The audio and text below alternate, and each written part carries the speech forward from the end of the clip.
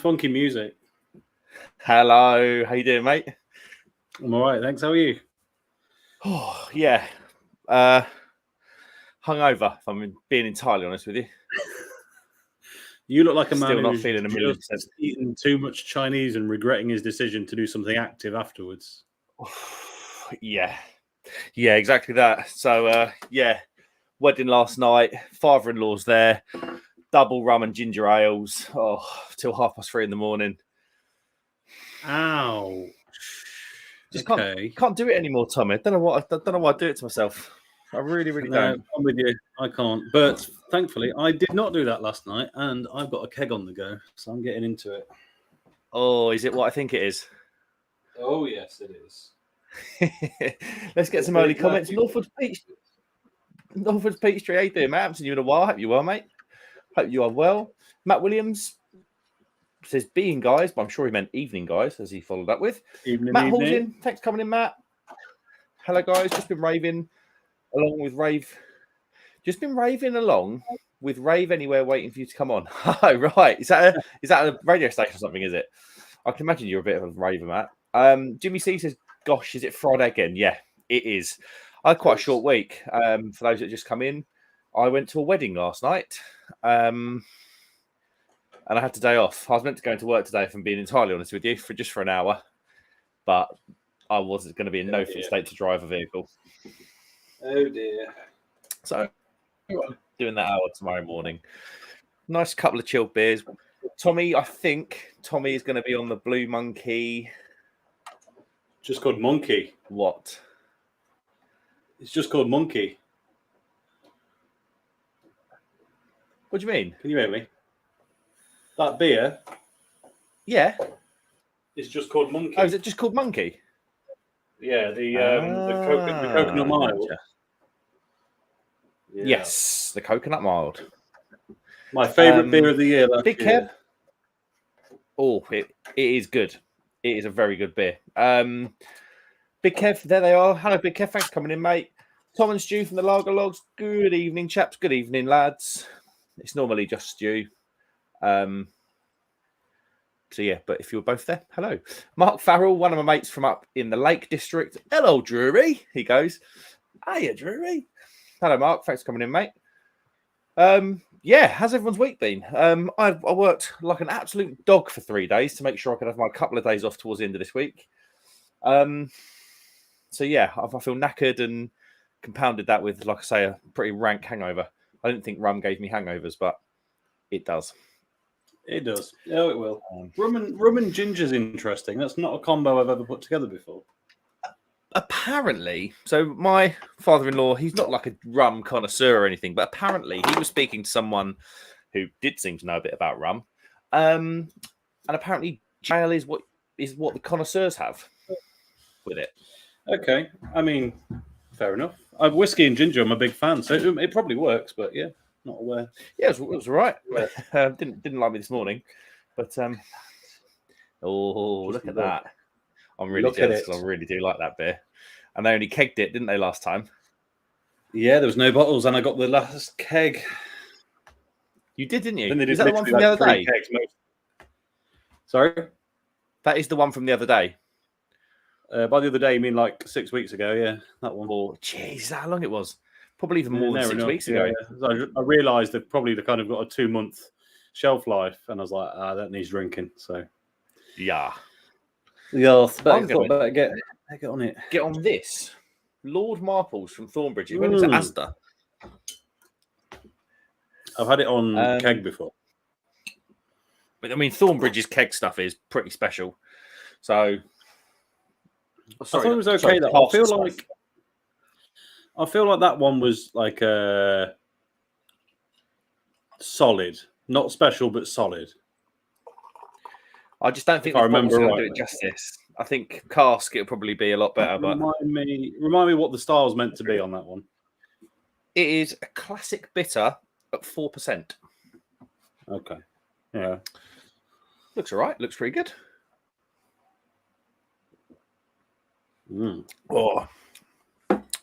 Oh yeah. That's all right. Actually, that's all right. It's a perfect little nice. Matt Williams, glad you guys are on. Been searching my live, been searching out my Friday live, and I thought I was on for a rerun.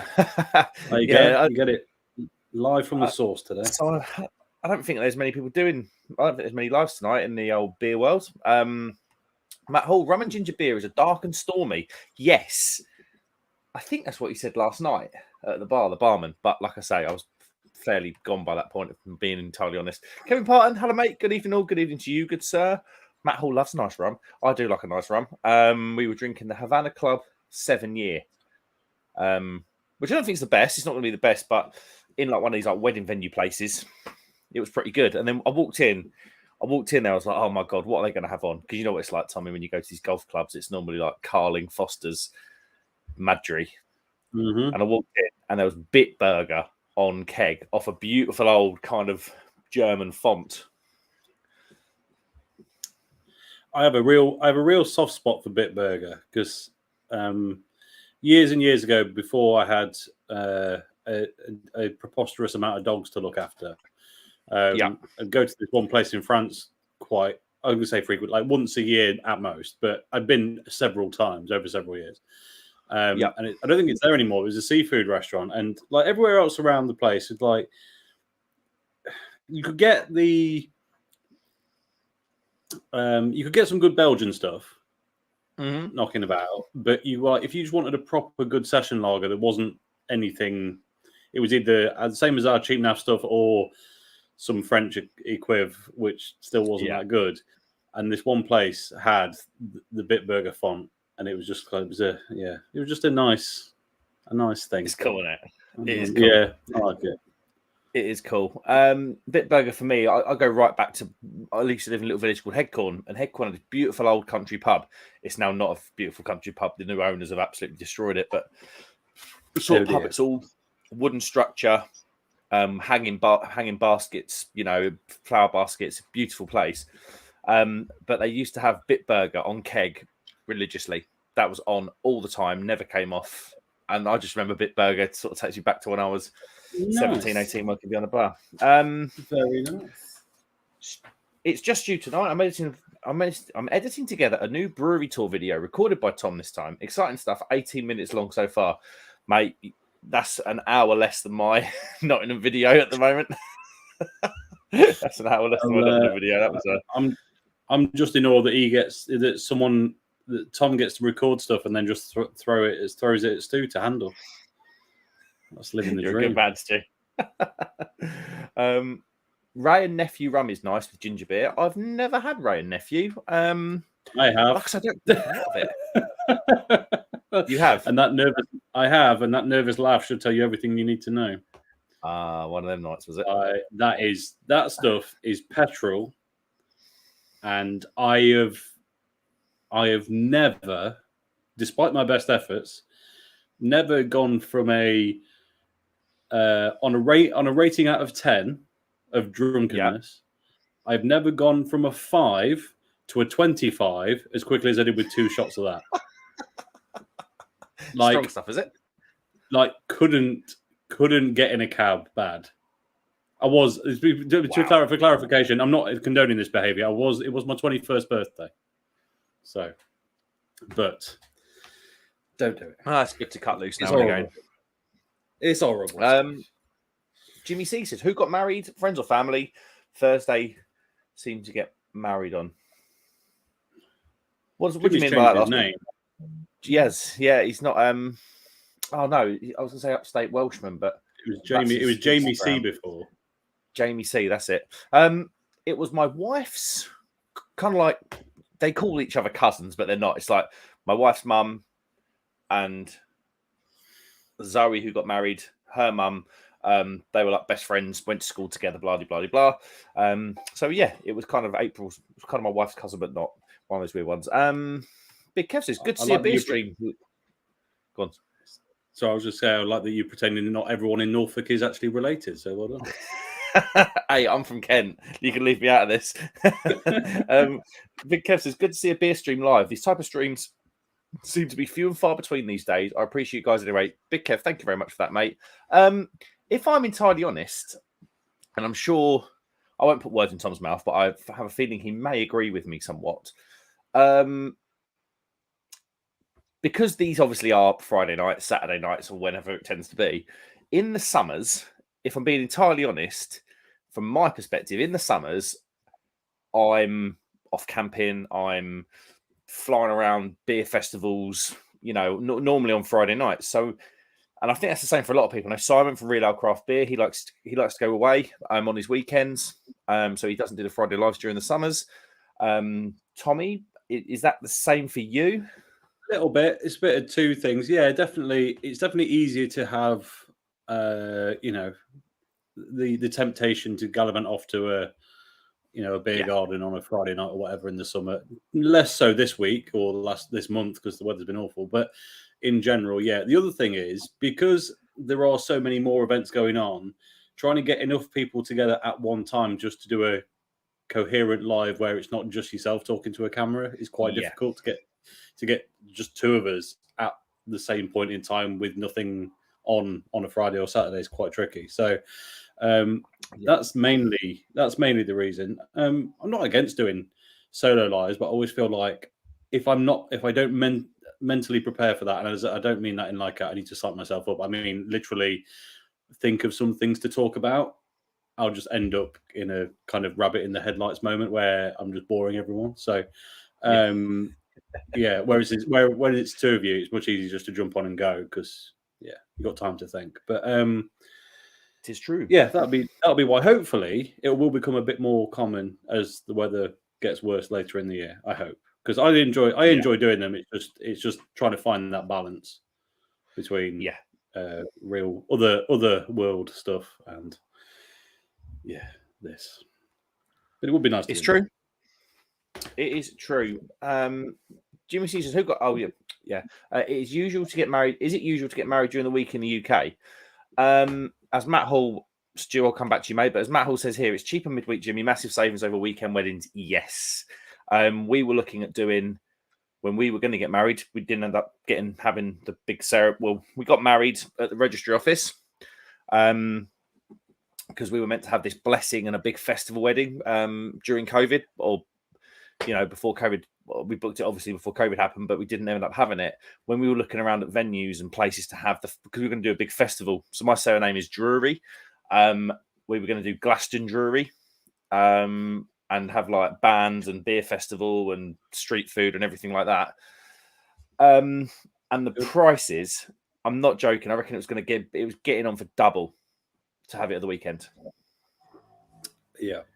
On the flip side, if you do have a midweek wedding, everyone you invite has to take a day off work out of their annual holiday allowance, and they all really love you for it. That's exactly what I said today. I'm self-employed. So I lost 2 days. Yeah, it's not good. It's not good, guys. It's not good. But it is what it is. On the subject of travels, he's off. Jimmy is off to Tallinn next Thursday to sample some beers at Pohjola. I've never had a Pohjola, have I? It rings a bell, but I don't think I have. I think I've seen it. The logo, I think I have. Let me have a look. I'm gonna do a search. Their logo is in like the Burnt Mill have got that rectangular box with their name in it. Pohjola have got a similar thing, like a rectangular box with Pohjola. I feel like I had a porter from them, like a Baltic porter, like strong 9% sort of jobby. Cool. That would have been from Beers of Europe, and that would have been 2020 during the height of COVID, I think.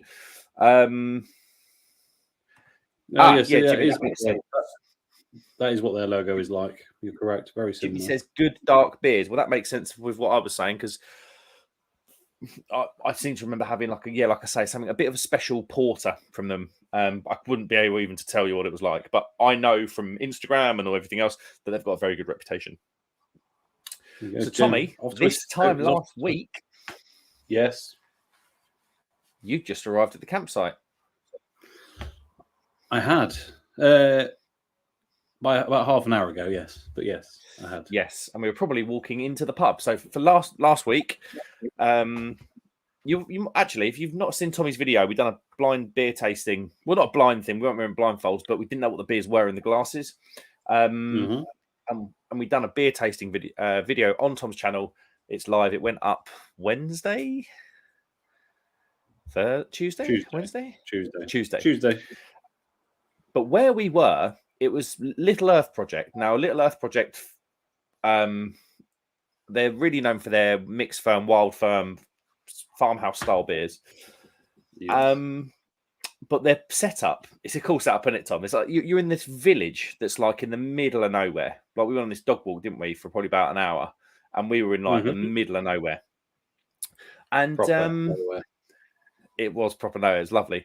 And in the middle of nowhere, obviously, was this village, and then the pub that Little Earth Project own has a brewery on the back of it. I think it was a very traditional cask brewery before, Tom. They were saying, weren't they? Some of the people in the pub. Yeah, so it's not interestingly the Little Earth Project wasn't kind of their first thing. They ran a trad brewery, and basically the story is they got fed up of competing over the usual, IPA, pale, bitter, stout, porter, raft, and went off to do something completely different because they also had a cidery, despite not being in the West Country. There. That's what it was originally, yeah. So, which is why I imagine, no spoiler alert for the video, but why one of them we thought was cider, but may not have been, was so the family historically ran a cidery, maybe not on that site, right? But I mean, so it's probably a few more layers to what I was going to say, but it's like this little village pub. Brewery at the back, and then like 24 pitch campsite, literally right next, on the same bit of land. Yeah. So from bar to our caravan was what, a 45-second walk? Oh yeah, it was close. It was so good, and I can't remember what it cost. We had electric for the night. I think it was £9 per person per night. £9 per person per night. And then electric was like a £5 a day on top. And it was brilliant. We just had a lovely couple of days down there, didn't we? We did. It was very nice. I should probably say, for those people who watch my video and then have come to your channel to find the extra content, it's not happening. Sorry? We mentioned in my video several times that there was going to be another video on your channel from there. And there's not. Because it never got filmed. We went day drinking. Got too relaxed. We did, didn't we? We walked the dogs, and the weather on the Friday night was pretty bad. It was very, very windy, as much as many of you would have experienced last week. But it pissed it down with rain all night Friday, and then Saturday it was actually a nice day, wasn't it? There was sun was shining, and sunburn. And we just. Yeah, Tom got sunburned. It's quite funny. I would like to look at a before and after in your video, like side by side, because I think it'd be quite funny. Yeah, if you do, I think if you just skip from frame 1 to the end, then I'm distinctly more red by the end of that video. Yeah, Mrs. Crummy Beard got quite sunburnt as well, didn't she? Yeah, she did. I'll tell you what was funny though, because I think some of it was the wind. Because you might notice now on my arm, there is no red there at all. It's not. No, yeah, true. It kind of. Half a day later and it was nothing, so I don't know why it was quite that intense. I'm not peeled or anything, so yeah, I was just distinctly pink for a bit. maybe that's just the effect of mixed firm beer. I don't know. Well, one of the effects of mixed firm beer is it makes you a little bit farty. So obviously I'm a man and I drink beer. And when you're asleep after drinking beer, sometimes you may have a little pop or two. So we've got, much like Tom's VW van, if you've ever seen his videos, we've got the pop-top roof that goes up. I was up there with my wife in the pop-top roof. And it turns out all morning, well, sort of like early hours in the morning up to about 9 o'clock when we got out of bed, I'd been hotboxing her, unbeknown to me. And it stuck. It was mixed firm, and then you were suffering with it as well, weren't you? Yeah, it was. I don't know what it was. It's just it has a undecided effect. Yeah, but the beers. I mean, we should say this pub obviously sold pretty much whatever Little Earth Project had on at the time. They sold that, But then they had a separate five or board. six mixed firm lines. Yeah, 5 or 6 mixed firm lines. There were 3 cask. Yes. It was the mild, the ampersand bitter, and then their Blonde. mixed firm IPA or pale or whatever it was. No, it wasn't. There was another brewery's blonde, wasn't it?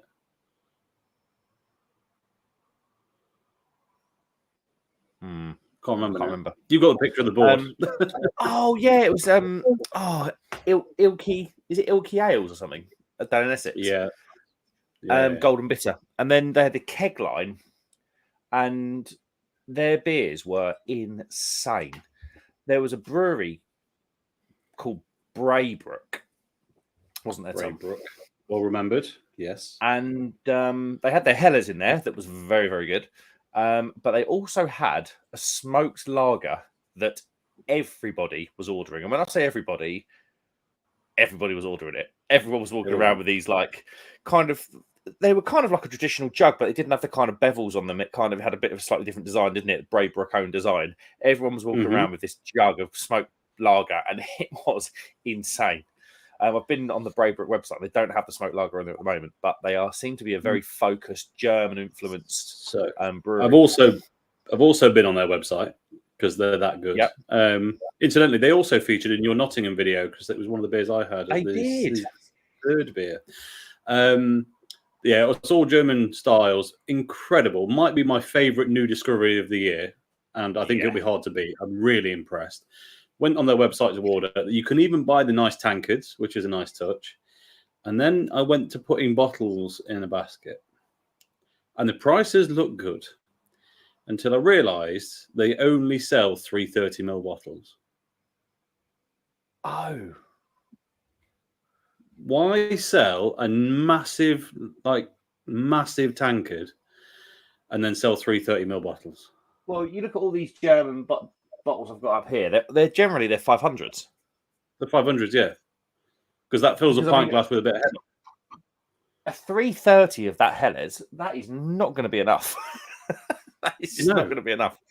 I messaged them to check that was actually correct, and they said, yeah. And I was like, you know what? I will sing about them whenever I can and tell people to buy them in pubs, but I'm not buying 330ml bottles of Helles lager. Sorry. No. It's not happening. No, I'm with you there, mate. I'm absolutely with you there. Sharky says, what did I come into? Mark saying he is blind. That was the blind taste test beer thing. Yeah. Hello, Sharky, mate. Hope you're well. Haven't seen you in a little while. Hope all the family well, mate. Hello, everybody. Jimmy Rushworth, 92. Talking of the Little Earth Project, Jimmy came over and had a couple of beers with us, didn't he? He did. It was nice to meet you. Very kindly, you well, mate. Very kindly gave me some beer, actually. A Hop City beer from Northern Monk and 3 Wild Beer Co. beers. What's happening with Wild Beer Co? Are they still sort of producing and selling as normal? Got bought out by... They got bought out by Curious Brew. Yeah, Curious, yeah. So I think they are selling, yeah. Huh. What? I think so. Oh, this is StreamYard. I've just seen something come up. Sharky says, Big Kev, they're identical twins. You didn't talk about the previous one. Sorry. John released a YouTube short the other day, and he was wearing his glasses. Is John trying to look more like Crummy Day by Day? Well, I have raised this point because yesterday he was here, and we sat here, and I could have sworn it was just like looking in a mirror because he had a check shirt on. The only thing is he doesn't shave his head quite as tight, and he doesn't have as quite big a beard. But otherwise, and he's a bit shorter. But otherwise, it's yes. He's just copying me now, I think. Yeah, no, he's got some new Oakleys, isn't he? He's got some new prescription Oakley glasses that he looks very good in, I would say. Shark Brewing man's got style. Man's got style. It's true. My mate Dom says Bella just told you off for swearing, Mark. That face purple crying is that what is it? That's the emoji in it. It will be one, yes, I'm sure. Travis Wilson, here he is. Evening, lads. I'm currently in transit to Port Melbourne. Have a good evening. That is a mission for you, mate, where you live. That is an absolute mission. Port Right. Melbourne. I'm going to go and get the baby monitor because I've just realised I've been on this live now for half an hour and I've left the baby monitor downstairs. Give us 2 secs. Tommy, Doesn't know where his speak to the child is. crew. All right, I'm going to speak to you lovely people. Trav, how far is Port Melbourne from where you are? Give us an idea. Give us an idea. What else to talk about? I've been dropped in it. Dropped a video today reviewing a Lord's beer that was very nice. If you've not seen it, very different. A rye beer, I think. Actually, last time we were up there, I was raving about it on the Lord's stream. But now I've got some considered views on it rather than just having it amongst many, many other beers. That was cool. I don't know what Mark's doing. His horse box looks good there, doesn't it? Has anyone else seen the latest video with the beer can wraps? That looks very nice indeed. Who's going to be the first person to book Mark for an event and then it not be real and just have him turn up to the middle of a field somewhere on his own? That'd be quite funny. I think we could do a video on that. What else is there? I've got the pump clip for this. Hold on. This is the beer in the machine. Just happen to have a pump clip for it. Coconut mild and is fantabulous. One day I will drink something that doesn't have that logo on, but it is not this day. Stu from the Log says the horse looks lovely. It's all coming together. The horse box looks lovely. He said, okay, yes. I mean, the horse might look lovely too. Maybe the one's still in it. Mark asked him to get out the horse box, and he said no. just in time for the bad joke, he arrives back. I should actually say, Dom Keating, this chap here, in his lederhosen in his avatar, is the chap I've got the horse box with. Oh, yeah. Hi, Dom. That is Dom. Right, baby, we've been talking about it. Yeah, it's coming along all right. If you didn't see, we've decorated it with all the can wraps, so it's looking very sort of colourful and different in there. We have been talking names. We've got a list of names, haven't we, Dom? If he's still in, we've got a list of names that we're looking at. There's a few new ones on the list. A few people got in the comments box. And for a few more out there, I kind of went back on the old video when I originally asked for names and had a little look there. Dom and I have come up with some. The family have come up with some. The friends have come up with some. I'm eager to know whether mine made the list or not, or whether I need to try harder. What was yours? I can't remember the original ones. The most recent one was the groom and bridal. The groom and bride. Oh, that was it. The groom and bridal. Yeah, that's it. There was one. We did have an idea of the barrel and bridal, and we said obviously bridal, not wedding bridal. It was kind of bridal, horse riding bridal. Yeah. But yeah, so it probably did come in one way or the other. Nice. Nice. When are you going to make a decision? When do we get to know the name? Well, we need to make a decision sooner rather than later, to be honest with you, because we are kind of getting ready to talk kind of branding and logos and different bits like that. So we do need to pull our finger out of our bum in that respect. You need someone to do a website for you as well, don't you? We do indeed. We do indeed. Coming soon. Yeah. Happy Friday, also says Alan Mead. Thanks for coming in, mate. Irish craft beer guy, Alan Mead. Just had a nice few beers, out walking earlier, and some cracking wings. Back home for more beers. That is a good Friday, Alan. That sounds like you're doing it right there. You're doing it right. Yeah. Matt Williams says, do you prefer Spa without the bus and stop? And what do you think about the accidents at Eau Rouge? Do I prefer Spa without the bus stop? No. I think that's a decisive corner because I can understand. Look, it doesn't flow with the rest of the circuit, but that's kind of why it's good. In that it can, if you mess it up, you can put someone right on your tail going into that first DRS zone. So I think it's worth having. It's not. The thing is, because it's kind of what they mirrored that last corner at. Sorry for everyone who's going to get a bit bored about racetrack talk. We'll keep it brief. That last corner at the Circuit de Catalunya that got taken out this year. Yep. That was kind of mirrored off the bus stop at Spa, but there the curbs were so aggressive it just break cars and people were. It was just really awkward. Whereas in Spa it's really difficult, but it's not. Like if you go straight on there, ready muck it up, you're not doing a lot of damage. So I think it's worth keeping in. The accidents at Eau Rouge are really difficult because obviously, on the one hand, they can't keep happening. On the other hand, there's nowhere to go with the track because the whole problem is there's not enough runoff. But there's a sheer bank on both sides of the track at that location. So there just isn't any more ground. You just be going down a massive hill. The only thing they could do is straight line it, but then the problem is that's the old pit exit. Oh, that's a pit exit for the sub formulas, isn't it? Yeah, they could do that. I mean, I'll be honest. I think gravel's safer, but they won't do it because of the bikes. I think we seem to have a lot of track changes at the minute that are done purely because of motorbike racing, which I understand entirely. But maybe we do need to at some point just go look. Some tracks aren't suitable for bikes and some tracks aren't suitable for cars. Because I mean, look at Parabolica. That's the most diabolical one that I can think of. Tarmac in the outside. Yeah, it was stupid. It was so stupid. That was like the trickiest mid-speed corner on the calendar. Yeah, and so I don't know. I think bringing gravel back in is the way forward, but tracks won't do it because they want the money from the bikes. So I don't know what to say. Unless you could come up with a solution that you could change it somehow. Maybe it's not actual gravel. Maybe it's I don't know what. But yeah, difficult. Worth difficult. Considering. But obviously that young chap lost his life, didn't he? A couple of weeks ago. Bless him. Yeah. Fortunately, nowhere near the first and probably not the last. No, exactly right. Exactly right. Has Blue Monkey got you on tap for the 2023 Christmas calendar yet, Crummy?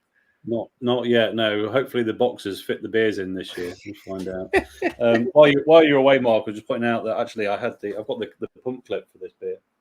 Oh, you did. I think I left mine at your house. Did you? You took more than one. Yeah, we took two, didn't we? I've only got one. Are you sure? I mean, I'll have a rummage. God knows what I've done. I've got the little beer mat up there from Brew London. Strange. But strange. Travis says, Crummy, Port Melbourne is 2 hours each way from home. So on top of my 55 to 60 hour week, I have an extra 24 hours travel on top. Wow. That is rank. That is minging, Trav. You work bloody hard, mate. You really do. James Hickey, how you doing, mate? The jockey's rest probably already been suggested. No, not from memory. And neither has the red rum in. Yeah, the jockey's rest is good. And neither has the red rum in. So yeah, two originals there. We had it down to about a short list of 10. One of them was the Crafty Mare. We had, I think we looked. I can't remember if Dom's still in the chat. I think we looked at the Foal and Folly. That was one of the original ones that we quite liked. We've looked at like the Barrel and Bridle. We've looked at the Brew and Bridle or something, but we thought Brew was a bit more like tea. Thoughts of tea coming in. Hop to Trots was one. Yeah, been some really good ones actually. I kind of went through all the old comments and I was laughing at some of them. They were just so funny. Big Kev says, racetrack talk. Now I see. When I read that comment at first, I thought about my local spa with a bus stop outside it and where I live. It's so dangerous. Ironic. I do. I'm well overdue a trip to Spa. I think the last time I went, Danny Rick won. The last time I went, would have been 2015, I think. Oh, was that the Mercedes incident? It was. Nico hit me. And Nico Rosberg got that bit of tyre on his aerial, didn't he? That bit of tyre thread on his aerial. I was stood at the corner Yeah, I would have literally been. Well, we were. Do you remember where on the straight where they used to have the bridge? They took it out, didn't they? They used to have that bridge that was closed off on the straight after Eau Rouge. We would have been just a bit up from that. Yeah, not far away at all. Not far, literally. Nope. But yeah, that's the last time I went. I don't know about you, Tommy. I've been twice since, but not recently. I want to say I probably did the year after, and when was the last time I went? Probably 2018. Okay. Yeah, it would have been 2018. That would have been probably a Lewis win or a... Probably. It might not. No, I'll tell you what. I think Seb took it. Possibly. I'll find out. I'm gonna now Google. How's the monkey tasted? It is divine. It's such a good beer. I mean, you've got to like both mild and coconut. It won't be everyone's favorite beer, but for me, yes, absolutely.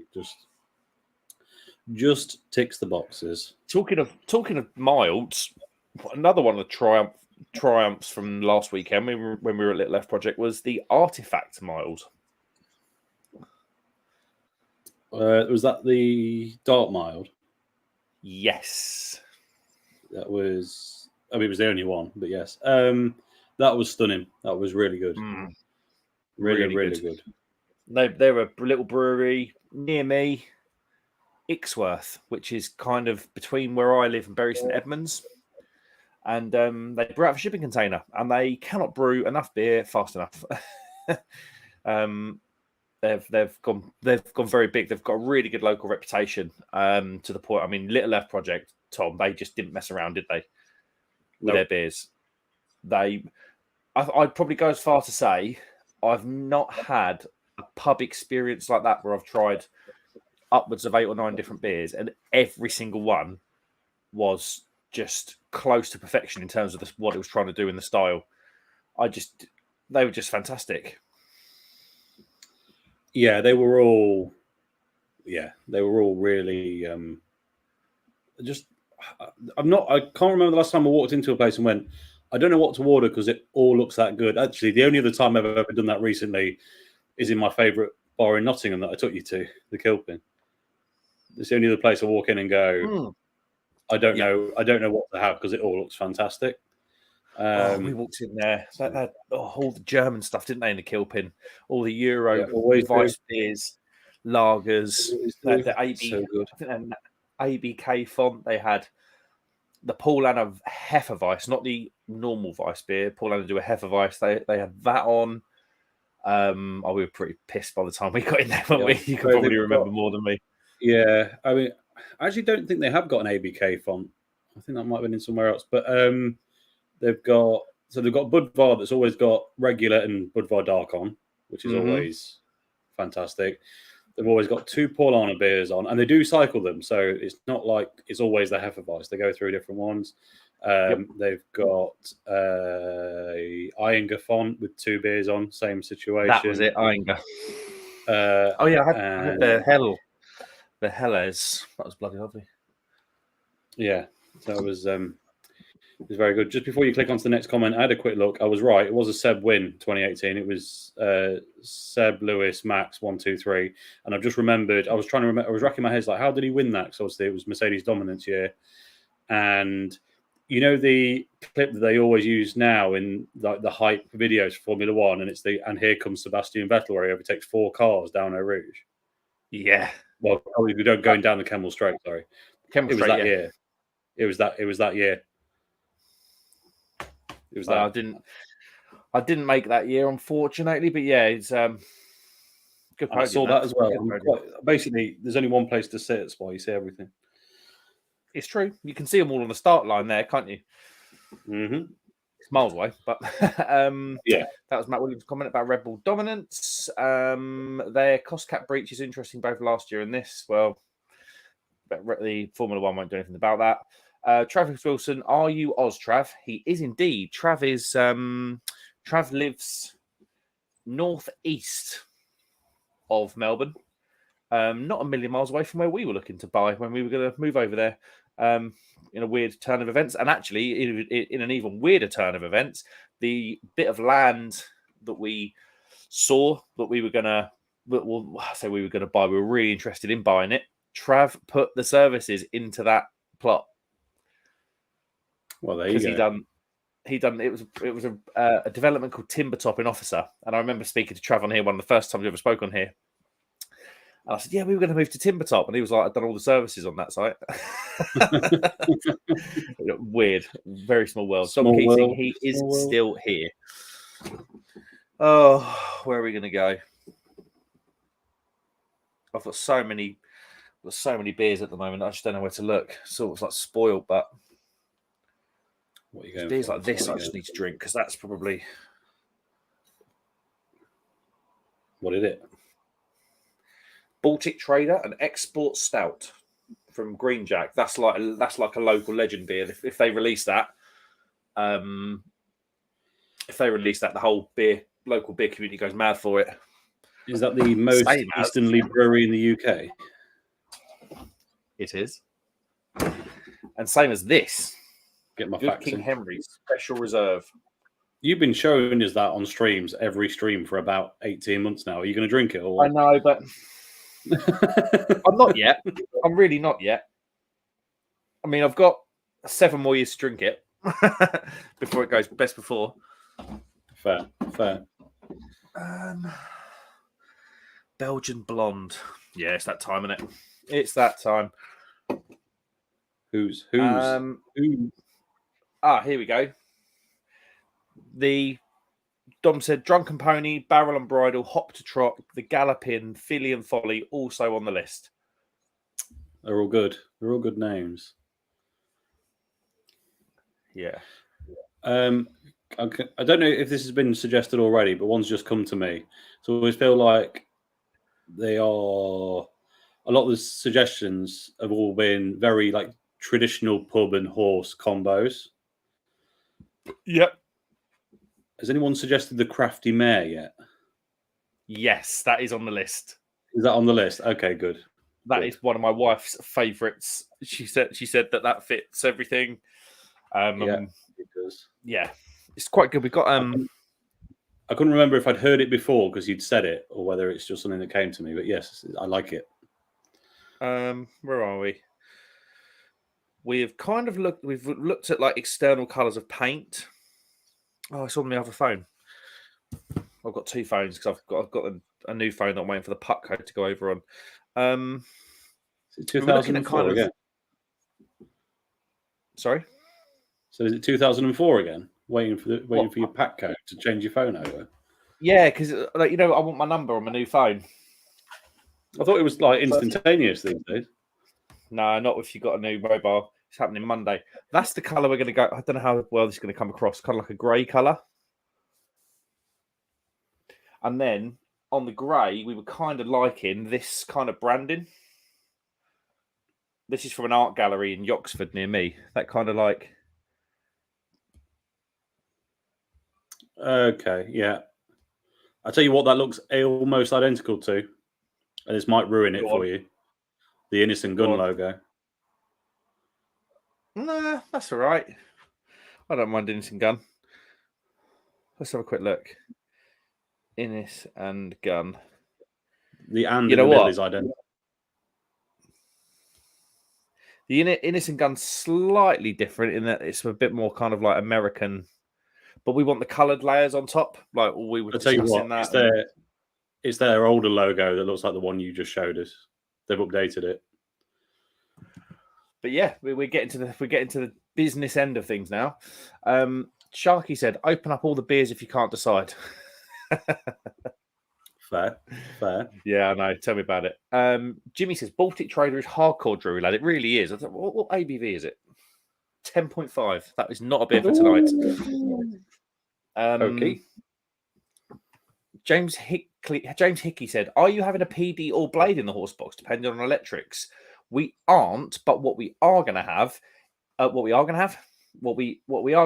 get for all the box is a Linda machine. So a Linda machine is a machine. So the key kegs. If anyone's seen the key kegs, like they're kind of like bagging. They kind of look like big plastic clear tubes with a bag inside. What happens is the compressor out the Linder pushes air in between the plastic hard outer wall of the keg and the bag, and that squeezes the bag, and that's how the beer gets pushed out. The Linder also cools it, and they're plug and play. And once they plug in, they are ready to serve ice cold beer in 5 minutes.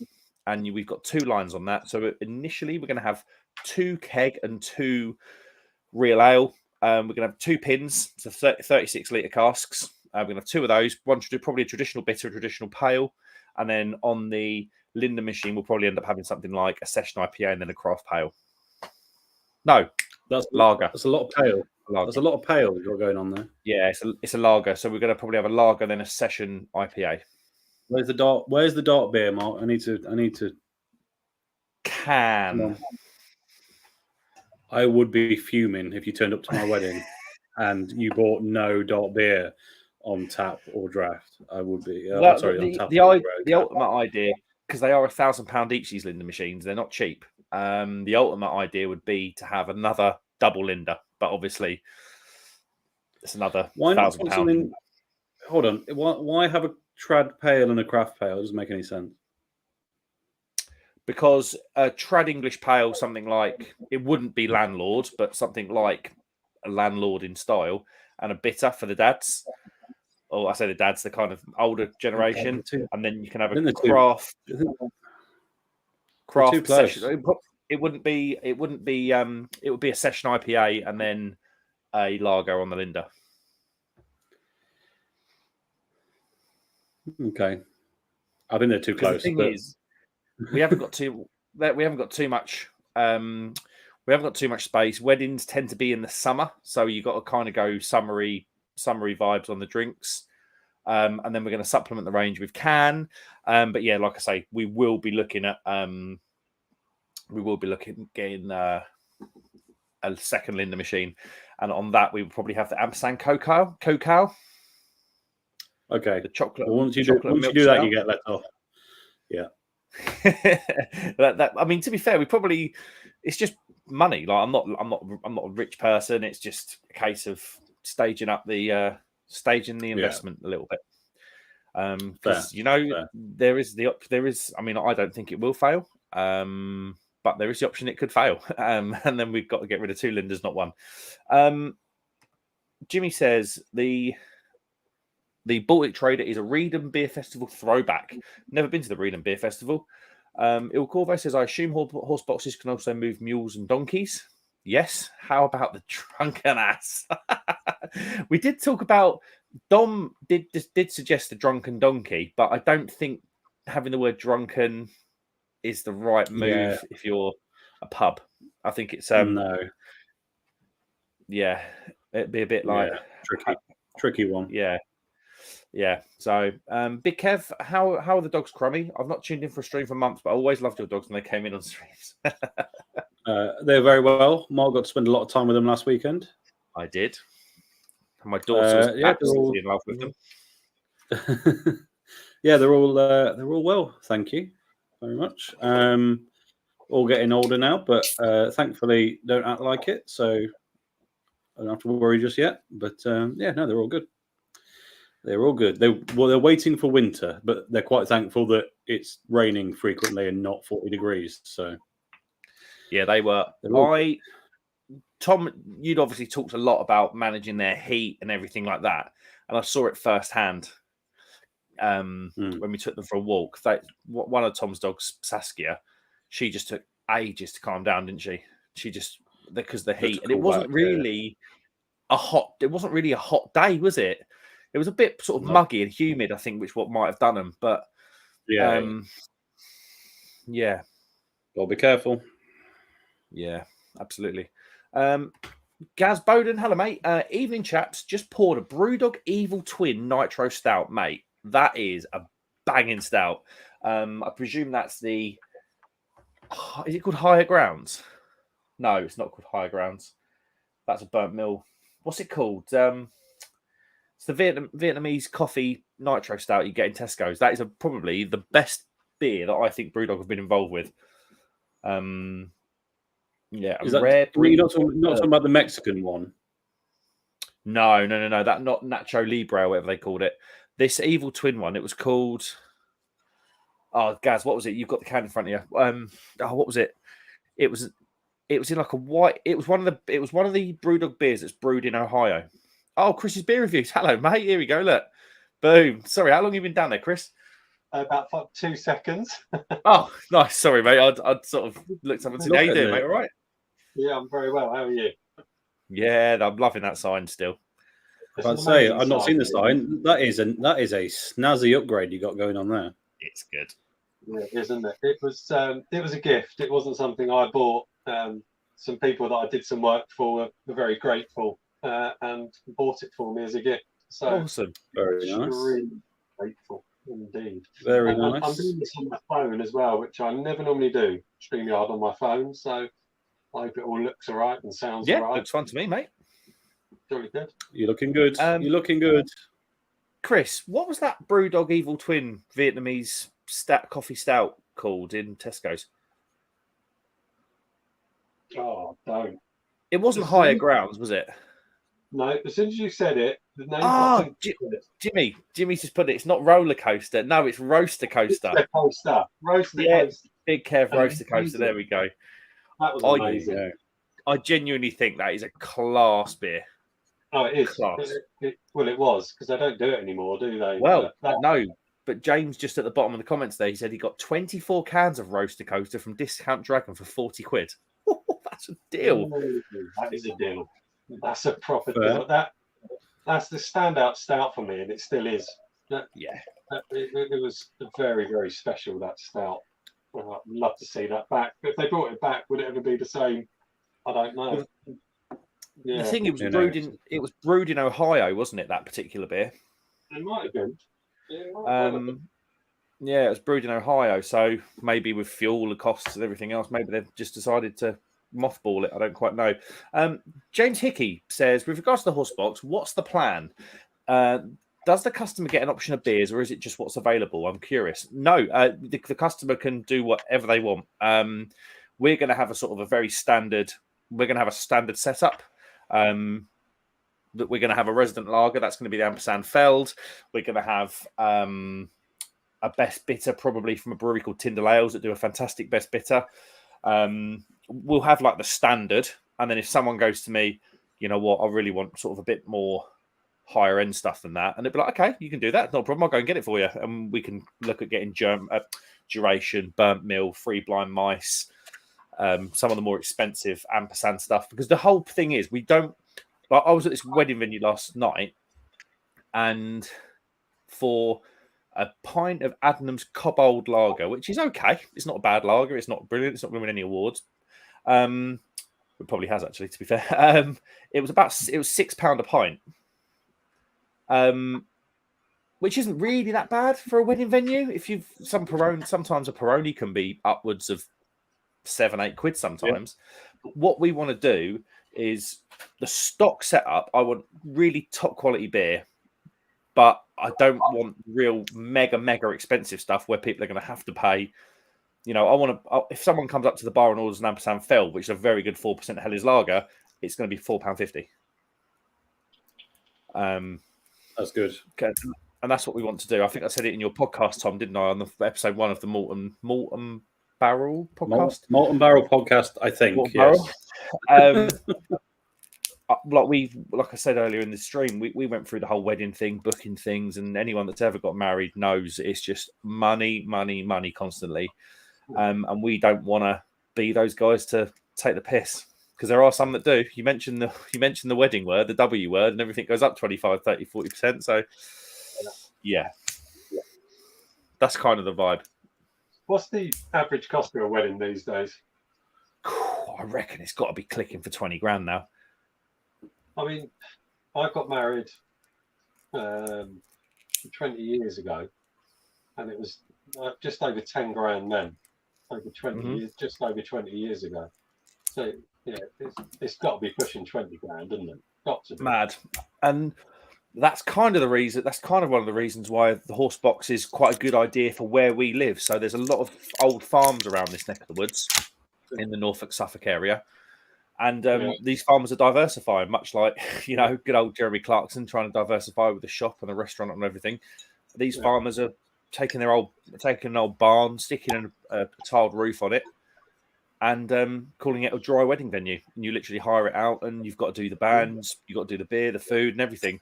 And there's a lot of them around here, so the potential for business is going to be quite large with the horse box.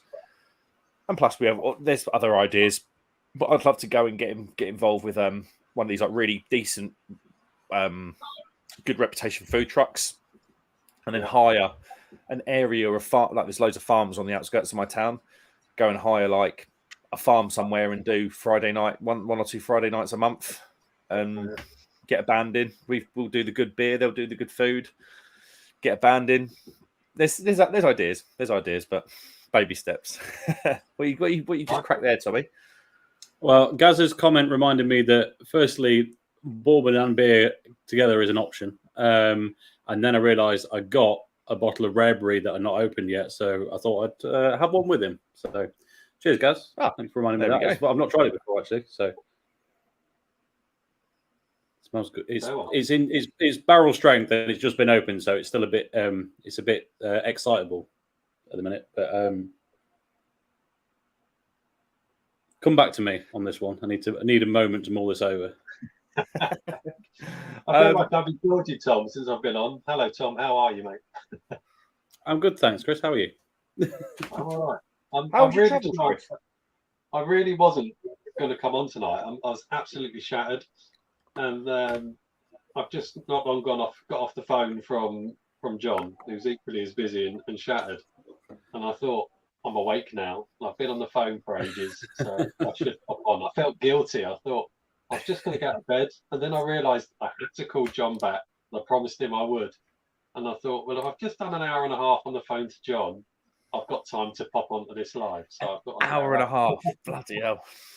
Yeah. Did you have a good time away, Chris, in the camper? Yeah, it was lovely. Devon is beautiful. I'm going to sound really ignorant and had absolutely no idea just how beautiful Devon is. I was quite taken by Devon. We went to some fantastic places, amazing scenery and locations. We had some pretty moody weather on a few days. We had over 50-mile-an-hour winds. So I did pull the pop top down for those. I did not trust the pop top in those sort of winds. So the pop top had to come down. And the drive away awning, I spent probably about 6 hours clinging on to that drive away awning and making sure it didn't slip off. I literally had to keep running around it every 20 minutes, making sure the pegs were back in the ground because they were starting to lift. Oh dear. Yeah, drive away awning, 50-plus-mile-an-hour winds is not good. But other than that, we had some lovely weather. Got sunburned a couple of times, so yeah, it was amazing. Really lovely place. Nice, man. Did you go to Widdicombe? A lot of people go to Widdicombe. No, we were staying in the location where we were is a place called Stoke Gabriel, which was just stunning, and it had what they called the mill pool, which is almost like a lake, but it's actually part of a river with just stunning scenery all around it. Nice. We went to a few beaches that had a beautiful steam train running across the background, and yeah, absolutely lovely place. I've never really given Devon much thought, but it's certainly somewhere I'll go back to. Yeah, it's lovely down there. It is lovely down there. How is the bourbon, Tommy? It's very nice. I'm currently sat trying to work out how different it actually is from the Wild Turkey 101, which I've done a lot of videos on. It's distinctly the same distiller, if you know what I mean. It's very familiar. Yeah. It's a little bit stronger. But I'm not yet getting anything else from it other than the kind of. I need to do a side by side, and obviously I'm drinking beer alongside it, so it's not really a fair analysis. But it feels like just the barrel proof version of the 101 at the minute. Nice. But as I say, it's only just been opened, so that's not a bad thing. I was expecting it to be very different, but it's not. So, talking to John from Lords, stay fresh cheese bags. John says, "Big Kev bags. Saying hello to John, aka Crummy lookalike with your glasses on." Matt says hello, Chris. Jimmy says, "Isn't it roller coaster or something, Mark? Lovely beer. Had it first in your kitchen." Yeah, roaster coaster. There we go. James Hickey with his unbelievable deal. Just a very good beer. That yeah. Like Chris says, it's a shame we can't really get it yet. Lord John says, "Big Kev, yep, it's my stunt double."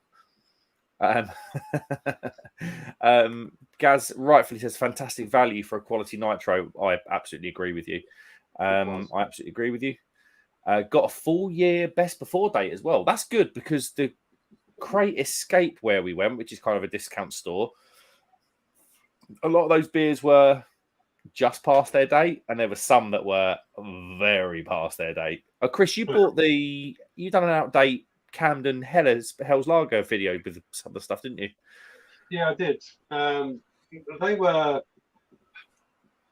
just out the date, the Camden Hells, and then I reviewed it against a well-in-date Camden Hells, and there was quite a difference. I was quite surprised. But then some of the German beers that I've bought in there and that you guys bought, they were so well in date. They had obscene amounts of date left on them. So you've got to play the game in the Crate Escape. You do have to play the game. I've actually still got the bottle of a beer that I got from Crate Escape that went out of date in 2021. It's a Czech style dry stout. And I don't know whether to open it or not, or just. What's the ABV? That's a good question. It is. It's 6.5. Shall I open it? Shall I just open it and see what it's about? Go on. What's the worst that'll happen? What's the worst that can happen? What is the worst that can happen? John says, "All the crew in tonight." He says, "Hi, Matt Willis, how are you?" John says, "Crummy opening that whiskey reminds me of when I played a game where you had to wear gloves and eat a slab of chocolate with a knife and fork."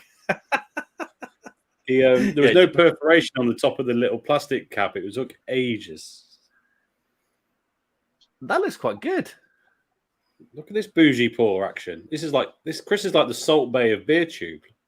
It's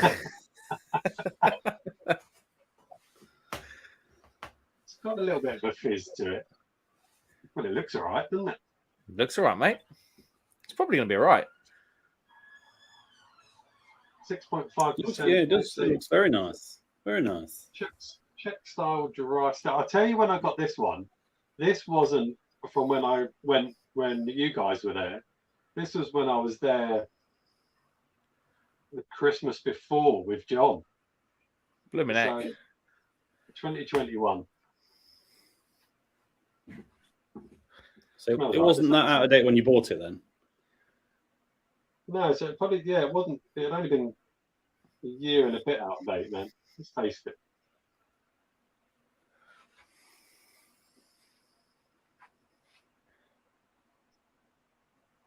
There's absolutely nothing wrong with that. Boom. That's actually quite nothing left in it. That's actually quite pleasant. What makes a Czech style stout then? In my head, I just imagine it's going to be a very, very light body. It's light. You're spot on. For 6.5%, you're right. It's very, very light. Interesting. Quite smooth. It's got a chocolate element to it. What's it going to have? Is it going to have that kind of like quite dry, SARS hoppy? Yeah, it is dry. Yeah. Maybe that's what it is then. Maybe that's what it is. Nice. There's nothing wrong with it. Sharky, lovely man. How you getting on, dude? Be careful what happens to your comments. Oh, no. What do I do? Oh, don't know. Stu said, "I've popped open a can of Loch Lomond Brewery Silky Stout. Cheers. Cheers to you, good sir. Cheers to you." That's the one of their core range I've not had, Stu. How is it? It's always sold out every time I've been somewhere to buy it.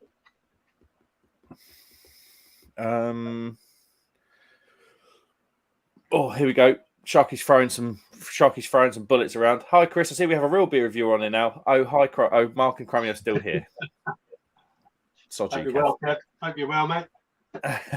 Good to hear, Sharky's. How's the weather been? Sunny as always. Probably melting over there, isn't it? It's been high 30s and low 40s here. Yeah, it was 53. Didn't they reckon in Death Valley the other day? Really lovely. Yeah, 53. Lovely. Fun weather to try and brew beer. Yeah, don't be brewing any lagers anytime soon, mate. And John says, "Holy smokes, that is warm." Holy smokes, where'd that come from, John? Holy smokes, 53 degrees. Yeah, that's gonna hurt, isn't it? Yeah. The highest I've ever felt is it was either the Budapest Grand Prix when Lewis won his first race. That would have been what, 2012. Lewis won his first race in the Mercedes. I was about to say, it was like, no, when his first yeah, one, no, sorry, I didn't finish in Budapest. Yeah, 12. Yeah, okay, yeah. That was hot. That was one of the hottest Formula One races ever. And then I experienced 42 in Vegas, but that was actually weirdly comfortable because it was just like raw heat, no humidity. Yeah. Dry there. Interestingly, I did see 53 last year, only very briefly. You know, when it would hit 40 degrees here, I went to check what the internal temperature was on the little thermometer in my van, and it was at I remember 53. That. Yeah, that was on your Apple Watch, wasn't it? I think. No. Oh no, it was the. Oh, hold on, no, I might. Or did I leave a watch in there? It wasn't an Apple Watch, but yeah. Oh yeah, yeah, maybe. Yeah, it's got because I've got the heater. It's got a thermometer on that as well. I thought that's what I was looking at. I can't remember now. But yes, warm, it was sweaty. Whatever it was sweaty. Caitlin English. Now, Caitlin English. Hello, Mark, from your 11 girls. See? Well, you know what I'm saying. No, my wife is away with her friends. Yeah, I'm actually a pimp. My wife's away with her friends over not a million miles from the Little Earth Project place, Tom, where we were last weekend. Who's away with their friends? My wife. And yes, why the hell are you watching my stream when you're all away together? You're probably all drunk, aren't you? Hello, Caitlin. So you've got a football team of girls. Literally, football team of girls. In relation to Silky Smooth, or Smooth and Silky, whatever what that beer was called. Stu says it's nice and smooth, an oatmeal stout 5%, but I looked at the website, they're selling it as a 7% oatmeal stout. Oh, so I think they made a weaker batch for the Aldi Scottish Beers of the Month. Still good. There you go. John says face-fuchsia-tongue out. 11 girls, imagine the nagging face. I like how you read out the emoji description. I love that. Face pink tears. Lord says, Big Kev, you still in? Caitlin says, well, it is drink related to what we are doing. What are you doing? What are you doing? What are you doing? Are they playing a craft beer hub drinking game where they listen out for Mark's key phrases? Yeah, they bought the new board game from Waterstones or wherever. We're caught up with the comments. So, Chris, obviously your first big trip away in the van. Oh. Got the bug? Yeah, definitely. I thoroughly enjoyed it. It's inspired a few ideas. I want to go away again. We came back on Wednesday, and I said to Rachel, let's just pack up and go again. We're still off for the rest of the week, and let's just go again. Yeah. But she didn't want to. But I'm off work till the 28th. She's back at work next week, and I said, I might just go and vanish for a couple of days on my own. Mate, we can recommend, as long as it's not Monday and Tuesday, we can recommend the Little Earth Project campsite. Nice. That was honestly very good. The campsite's like average. It's just grass. It's a field. It's a grassy field. But their beers and the beers that they had on the guest lines were just incredible. Yeah, I am tempted just to vanish for a couple. I've never done it. I've never just vanished on my own for a couple of days. But having a camper van just kind of gives you that kind of extra.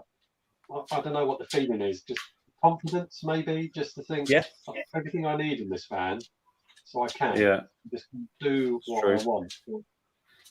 So I am tempted. The van performed superb. And it's definitely inspired. I mean, that's why we bought it, because we like going away for weekends, but we were getting sick of paying for hotels all the time, and you're restricted with hotels as to where you can book, etc. So I'm so glad we bought it. And there's a lot of adventures to be had, without a doubt. Yeah, man. I had the bug. I've got my daughter, obviously because my wife's away. I got the daughter for the weekend, and had the weather been better, I was talking about going and taking the dogs and her somewhere, maybe even back to Little Earth Project. You know, no worries, mate. Just the van's all loaded. You know, all I've got to do is just chuck a couple of clothes in there. Do you know what I mean? And we're off. Exactly that, and that's the thing. It's sitting outside my house now, ready to go. Everything's in it that we need. Just looking at you. Chuck some clothes in. And I gave it a good clean yesterday as well, and it's now sitting there looking. It's just gleaming. Yeah, it's a beautiful red, isn't it? That cut. It's got like a really deep red color on it, isn't it? It's a lovely red, and I've polished it. It's gleaming. The alloys are lovely. Everything about it just looks lovely. So every time I look out the front of the house, it's just there staring at me. we still obviously we got all the pop top done on ours, and obviously went to France. I had to come back after 3 days because of my dad and stuff. But when we were set up last weekend before Tom and MCB came along, we were sitting there looking at it going, we can't believe we've got this. You know, it just, you know, we worked bloody hard for it, you know, but it's not the point. It's like you just dream, don't you? You just dream for so long. I mean, and that's the point. Is Rachel and I, we've been together 25 years, and I'd say for at least 20 odd years we've spoken about getting a camper van. Yeah. She grew up in a VW camper van as a kid, and we'd spoken about it so often, and then we had quite a few years where money was seriously tight. Yeah. Especially while Rachel was retraining to become a midwife, and we were living off my salary alone. And we got so used to, even when she qualified and was working as a midwife, and I got promoted at work, and we had, had more money coming in than we'd ever had. But we got so used to being tight because we had to. I said to her, why are we doing this? Why are we being tight? You know, we're not flush. I don't want people to think we're minted and we're flush. We're not. We're okay. I said, why don't we just go and buy a camper van? What are we doing? We've spoken about it for years. Why don't we just go and do it? And we looked at the money, we looked at the finances, and we're like, yeah, we can do it. And so let's just go and do it. And I'm so glad we have. And like you say, it's there.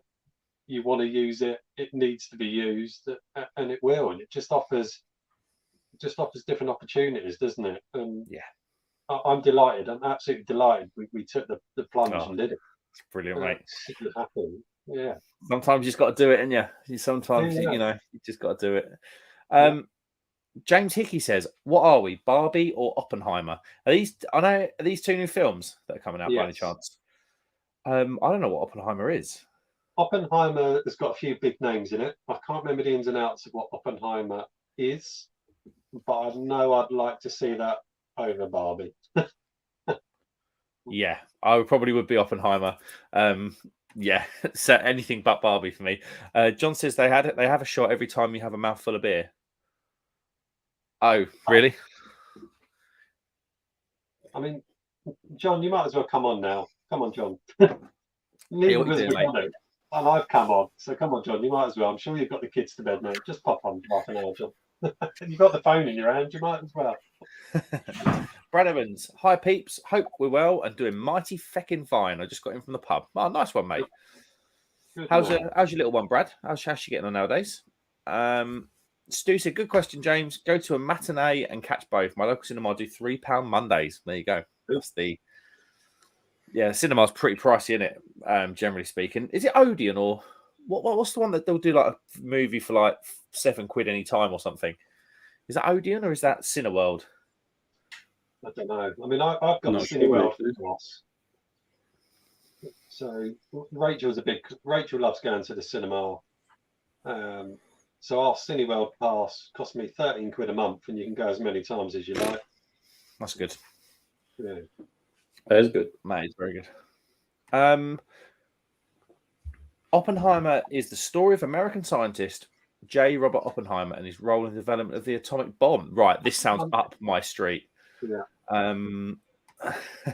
Brad Evans says, my missus wants to go and see Barbie. She can go with her mate, sod that, although it is Margot Robbie. Yeah. Well, that's the problem, Brad. That's probably why I will end up going to see it on my own with a box of tissues. Jimmy Rushforth 92 says, Oppenheimer led Op Manhattan in Second World War. Story of nuclear missiles being developed looks excellent. Yeah, that's honestly right up my street. That is. Did the two of you not know what it was? No. No, not really. Okay. No, it's a Christopher Nolan film, which just means it'll be excellent. So you got to go. Yeah, I don't know who. Is he a director, Christopher Nolan, or is he an actor? Director. He's a director. He did the 3 only good Batman films, or modern good Batman films. I've seen the first half of the Dark Knight, and that's it. Oh God, I will go and see it. Brad Evans says she's grown up quick, mate. Thanks for asking. Hope your family are well, Mark. Your little one must be getting big now. Yes, she is. Oh, September, October. She is 21 months. So yeah, she's just such a little character. I mean, Tom was with us last weekend with her. Obviously, she was there, and yeah, she's mental. John's running a bath. I'll join once I get in it. Oh God! Well, it was off. You have to join after 10 o'clock, John. You've done this to yourselves. Stu said Cillian Murphy, Emily Blunt, Matt Damon, and Robert Downey Jr. That's a lineup. That all in Oppenheimer. It's the lineup. Very good. Brad Evans. Yeah, I know. Some of you would do the same. Stu said, Crummy, I never knew Nolan directed Batman and Robin. I did preface it with modern Batman films. But maybe he did in secret. I'm just terrible with films. I'm just useless. Absolutely useless. I'll tell you what, that from old Kirkstall that was in Asda, I think. Oh, was it a Kirkstall one? You never actually told us what it was. No, sorry. That's all right, you know. £3 a can. It's like it is obviously a Belgian blonde, but it's only got that slight sort of Belgian yeasty funk to it. It's not like too heavy on that side of things, if you know what I mean. Okay. I bought this in Asda today. It was a bit strange. Who's that brewed by then? It's from Bateman's, and it's called the Mocha Coffee Chocolate Beer. So it doesn't say it's a Mocha Chocolate Coffee Stout or Porter. It just says a Mocha Chocolate Coffee Beer. It's brewed with Arabica coffee and Belgian chocolate, 6% ABV. To me, it was a bit of a porter, but very fizzy at the same time. It was a bit weird. And really, really light on the mouthfeel for 6%. A little bit odd. I didn't review it. A little bit odd. Fair. James Hickey, what's the best, Titanic or St. Peter's Plum Porter? Titanic. No, there's no test here.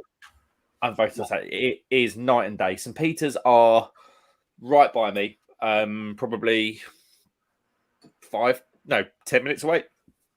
And so there is local bias in there, but not when it comes to this. I find their plum porter, I find it really, really artificial perfumey. A bit floral, isn't it? It's almost got like that kind of. It doesn't taste like a cough sweet, but you know those cough sweets have like a really sort of perfumey taste to them. If you get the flavored ones, it kind of reminds me of cough sweets. It's almost got a bit of, not quite, but along the vibes of cough medicine and almost a bit like from a violet, the St. Peter's. Yeah. The Titanic is way above. Above. Although It really, not as good as it used to be, unfortunately, because it's now. It used to be plum puree, and it's now flavorings, but it is still better. Yeah. Unfortunately. Is it Yeah, it is the Titanic. It is Titanic Brewery, isn't it? That brews it. Yeah. Is that what they call Titanic Brewery or Titanic Brewing or something? I think it's the Titanic Brewery. The Titanic Brewery, right? Yeah, got you. Yeah, so I'm with you, James. I think we all are in terms of picking the Titanic out of those two. 50 degrees C in Death Valley, and people still went there to see Death Valley. Must have been foreigners. Idiots. Stu says, I adore films. I volunteered as a projectionist for a year. I spent one summer maintaining a 35mm projector as it ran The Dark Knight Rises 3 times a day. Isn't that like the holy grail for like cinema nerds? Seeing something on 35mm. 35mm, yeah. Interestingly, if you've been watching that 3 times a day, you've seen a lot of somewhere I may or may not have used to drink underage at. Because the Wayne Manor in that film, I can see the grounds from my window here. Is that the one we drove past? Yeah. When I was there, yeah, you were telling me about that. Yeah. Sharky says, at Lord's Brewing Company, keep the camera above the shoulders. There you go. Headline news, brewery owner doesn't have any beer in his house. It's not headline news anymore. It's every time. No, it is really every time. Next thing you know, Lydia will be off down the Premier store or whatever it's called and getting stocked up on some Tisky or something. James Higgy says, St. Peter's reminds me like a Fry's Turkish Delight. Yeah, it's got that. Yeah. It's not a bad comparison for me. What do you guys reckon? That makes sense. We'll go with that. Yeah, not far off. I think I've done a video comparing the two, actually. Pretty sure. Yeah. It was a while ago. For me, St. Peter's have got some half decent stuff in their range. One of the best beers I had from them was like a nut. It was like a cashew nut pale ale. That was really quite nice. But generally speaking, I don't care much for their beers. I really, really don't. It's a shame because they're local and I'd love to support them as much as possible. But even locally, there's far better traditional beer out there. Apparently, their homebrew kits are pretty decent. Yeah, I've seen those. I've seen Raggy talk about those. And I know he's got a bit of a soft spot for St. Peter's.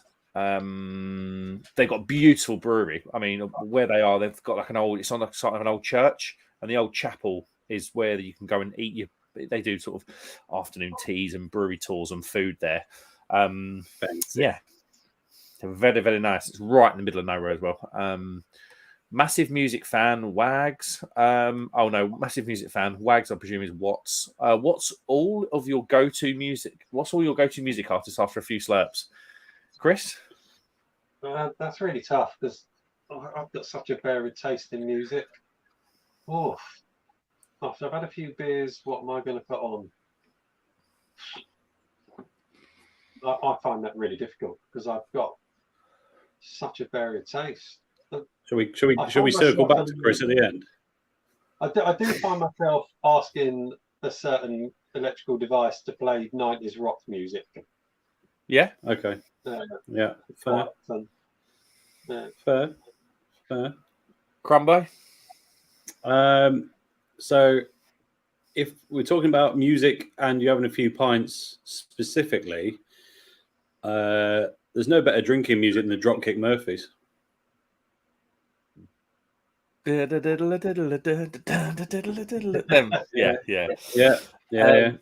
know what it is. That's it fair. Works. That is fair. Mine is going to be either Luke Combs or Morgan Wallen. They're both modern country. Luke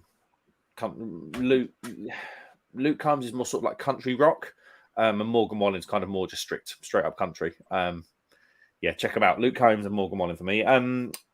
John says, Mark, did Crummy give you a tour of the East Wing and his furry sex dungeon? A tour? We filmed in there on Crummy's late night channel. That rhymes with corn chub. Stu said Iron Maiden. I bloody love Iron Maiden. I saw them in concert for the 5th time last month. What was the last concert you lot have been to? Ooh. What the last? Coldplay at Wembley was the last one I went to. What was that, Chris? Sorry? Coldplay. At Wembley. Was that for my 40th or Rachel's 40th? Might have been my 40th. So I'm 23 on Sunday. I'm not 23 on Sunday. Nice try, mate. I'm 48 on Sunday, which is the 23rd. So yeah, I think that was 8 years ago. Coldplay at Wembley was outstanding. And I know a lot of people slate Coldplay, but go to one of their gigs. They put on the most incredible gigs. Did you have the light up bracelets that go along with the music? Yeah, my mum. Yeah. My mum and dad went to see Coldplay. They were in Australia and they've got last minute tickets. It would have been a world tour probably 5-6 years ago. Yeah. And they said it was much like what you say. My dad's not that keen. My mum loves Coldplay, but apparently it was like one of the best gigs I've ever been to. Well, yeah, by far. And I've seen some big bands. I've seen U2 in their heyday at Wembley, which was fantastic. But Coldplay at Wembley, that was a very special gig. They know how to put a gig on. Crumbo? So I've seen a lot of small bands in the last 2 or 3 years, but I don't think I've been to a properly big gig post-COVID. I don't think. No, me neither. I'm trying to think what it would have been before. I'm having a proper mind blank on this one. It was probably Slipknot at Nottingham Ice Arena, but I can't remember what year that was. It was probably 19. Oh, I've just thought. You've just reminded me. I'm thinking of what mine was, and my last gig that I saw was at Nottingham Ice Arena. There you go. And I saw a rock band called Ghost. It's funny. Yes. It's funny. Jay. Who was it? Who said about Stu, Iron Maiden? Because the chap who we went to, I've got this friend Sean. He doesn't have many friends that like the style of music that he likes. No worries, mate. See you in a second. And he was like, Mark, I really want to go and see this band called Ghost in Nottingham. And I was like, I'll come with you. He was like, you don't like rock music? I was like, good stories never started with no, did they? And we went to see Ghost. But the last concert that I went to see that I actually wanted, like die hard, like proper wanted to go and see was Fickle Friends. There was a band called Fickle Friends a few years back. Female lead singer. Some of their famous songs like Glue and songs like that.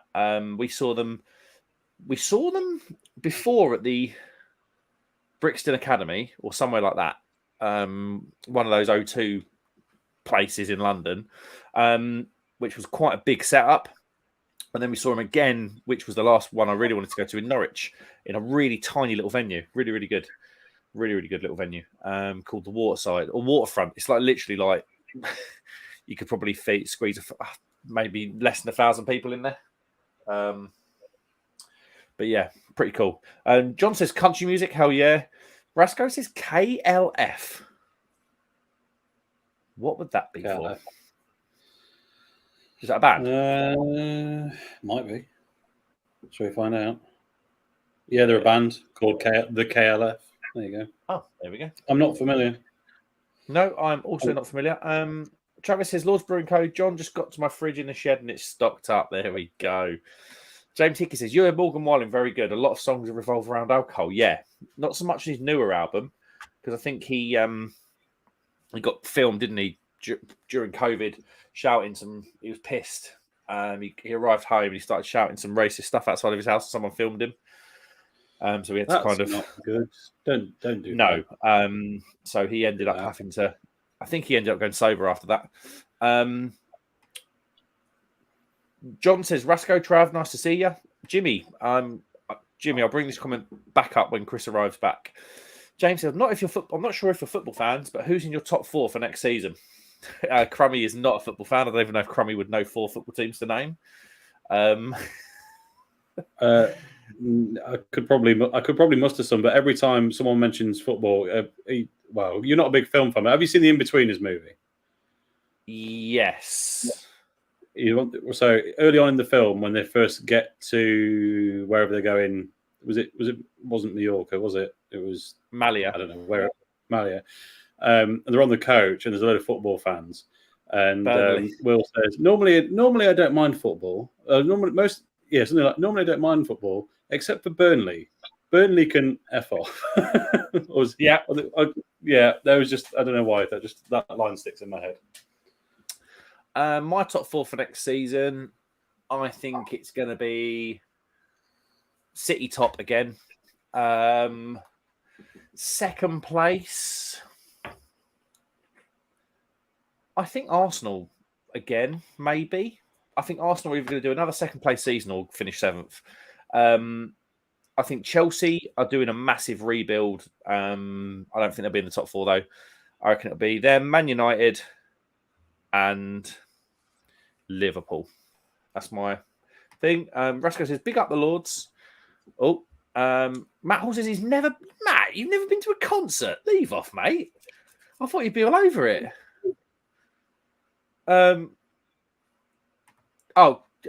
Before we get to this one, Jimmy says, I saw Coldplay at Wembley, probably the same tour, Chris. Absolutely insane show live. Yeah, it was. Without doubt. Incredible. Lord's Brewing Company says, James, can I say your questions are excellent? They are. It's really good to sort of have other people. It's nice when you do these lives, and Tom alluded to it earlier, when you do lives on your own and you don't feel like you've got much to talk about.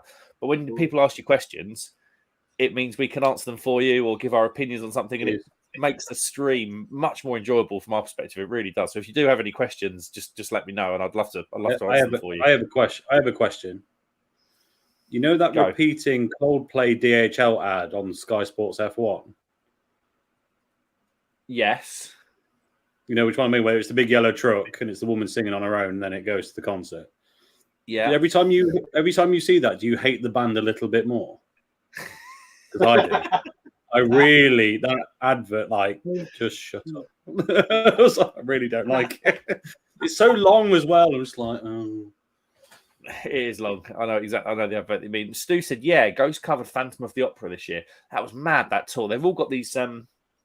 we rocked up to the Nottingham Ice Arena, and everyone had these silver, kind of weird, quirky, sort of asymmetric plastic mask things on. It was so strange. But yeah, that was a really good show. Not my cup of tea in terms of music. But I mean, the show, goes to funny because they're like the imagery and the way they, I guess, handle their band. They've had several different lead singers, but it's like it's a part of their thing to change lead singers every 5 or 7 years.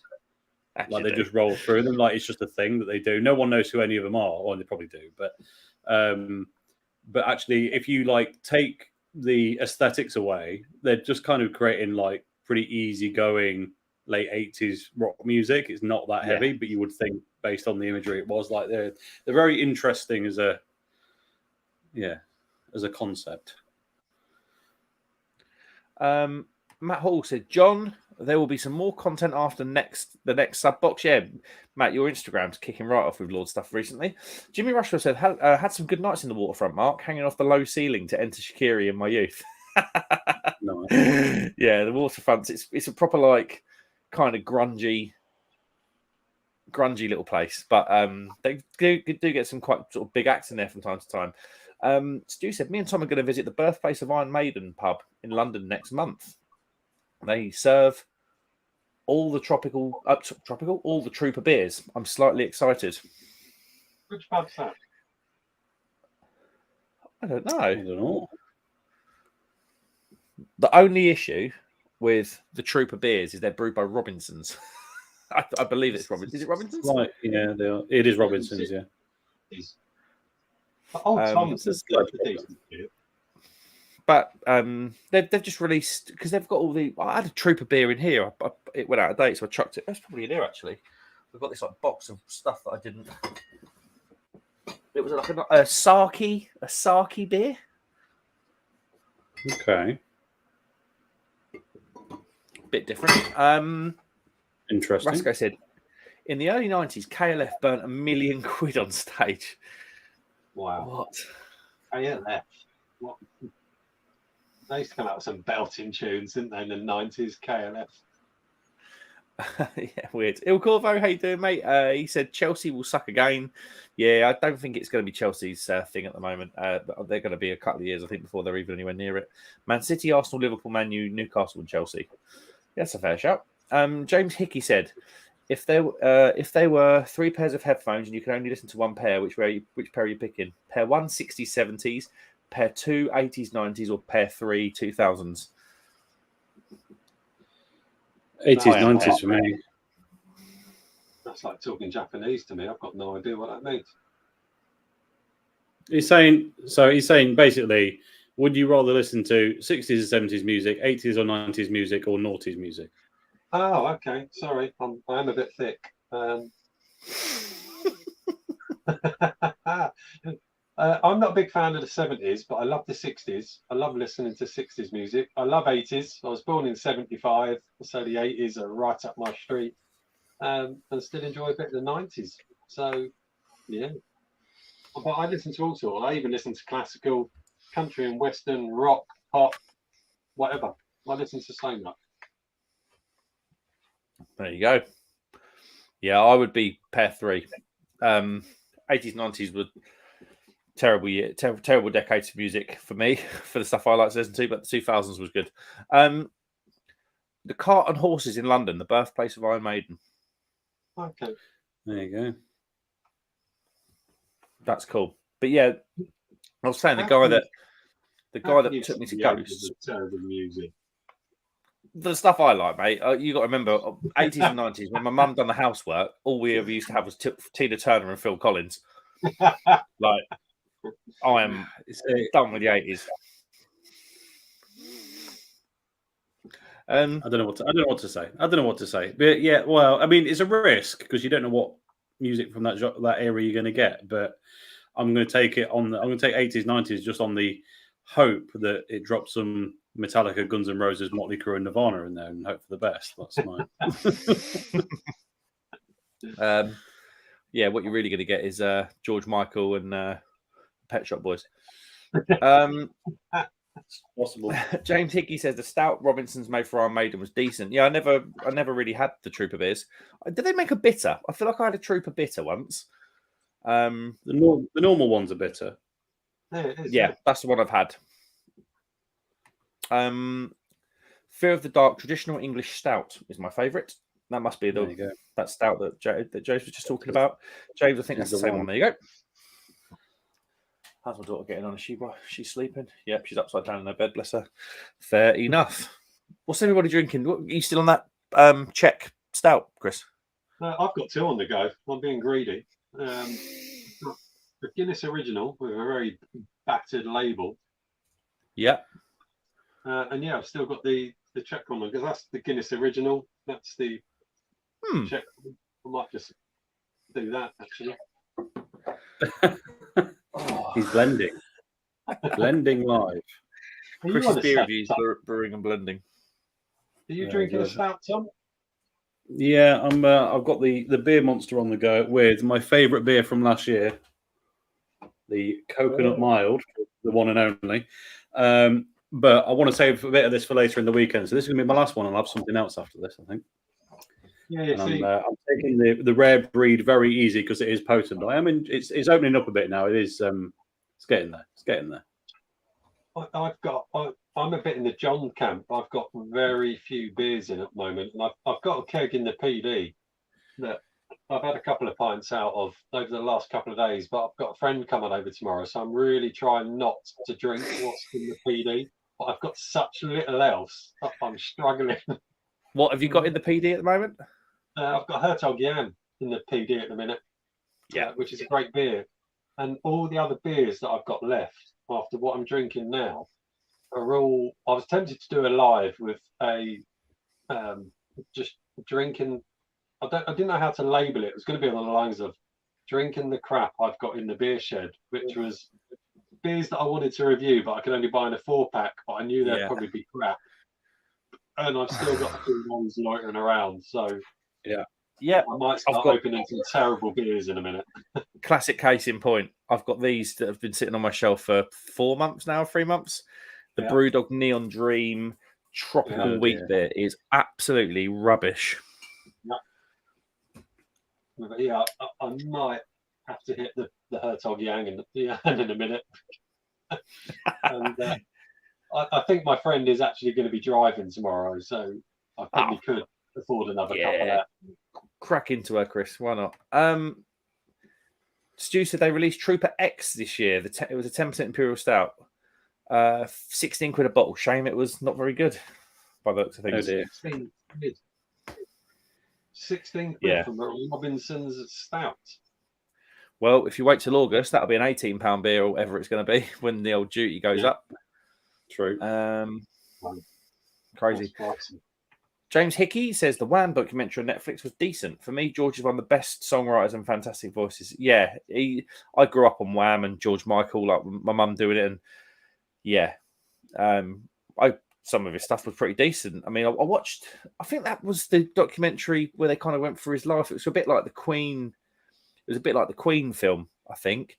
And they kind of talked about his songs and how he came up with certain songs and certain parts of his life. And but yeah, there was one. He used to live in a place called Goring near Reading. And I used to drive past his house every day for work when I lived in Bracknell. But there was a thing, wasn't there? Does anyone remember?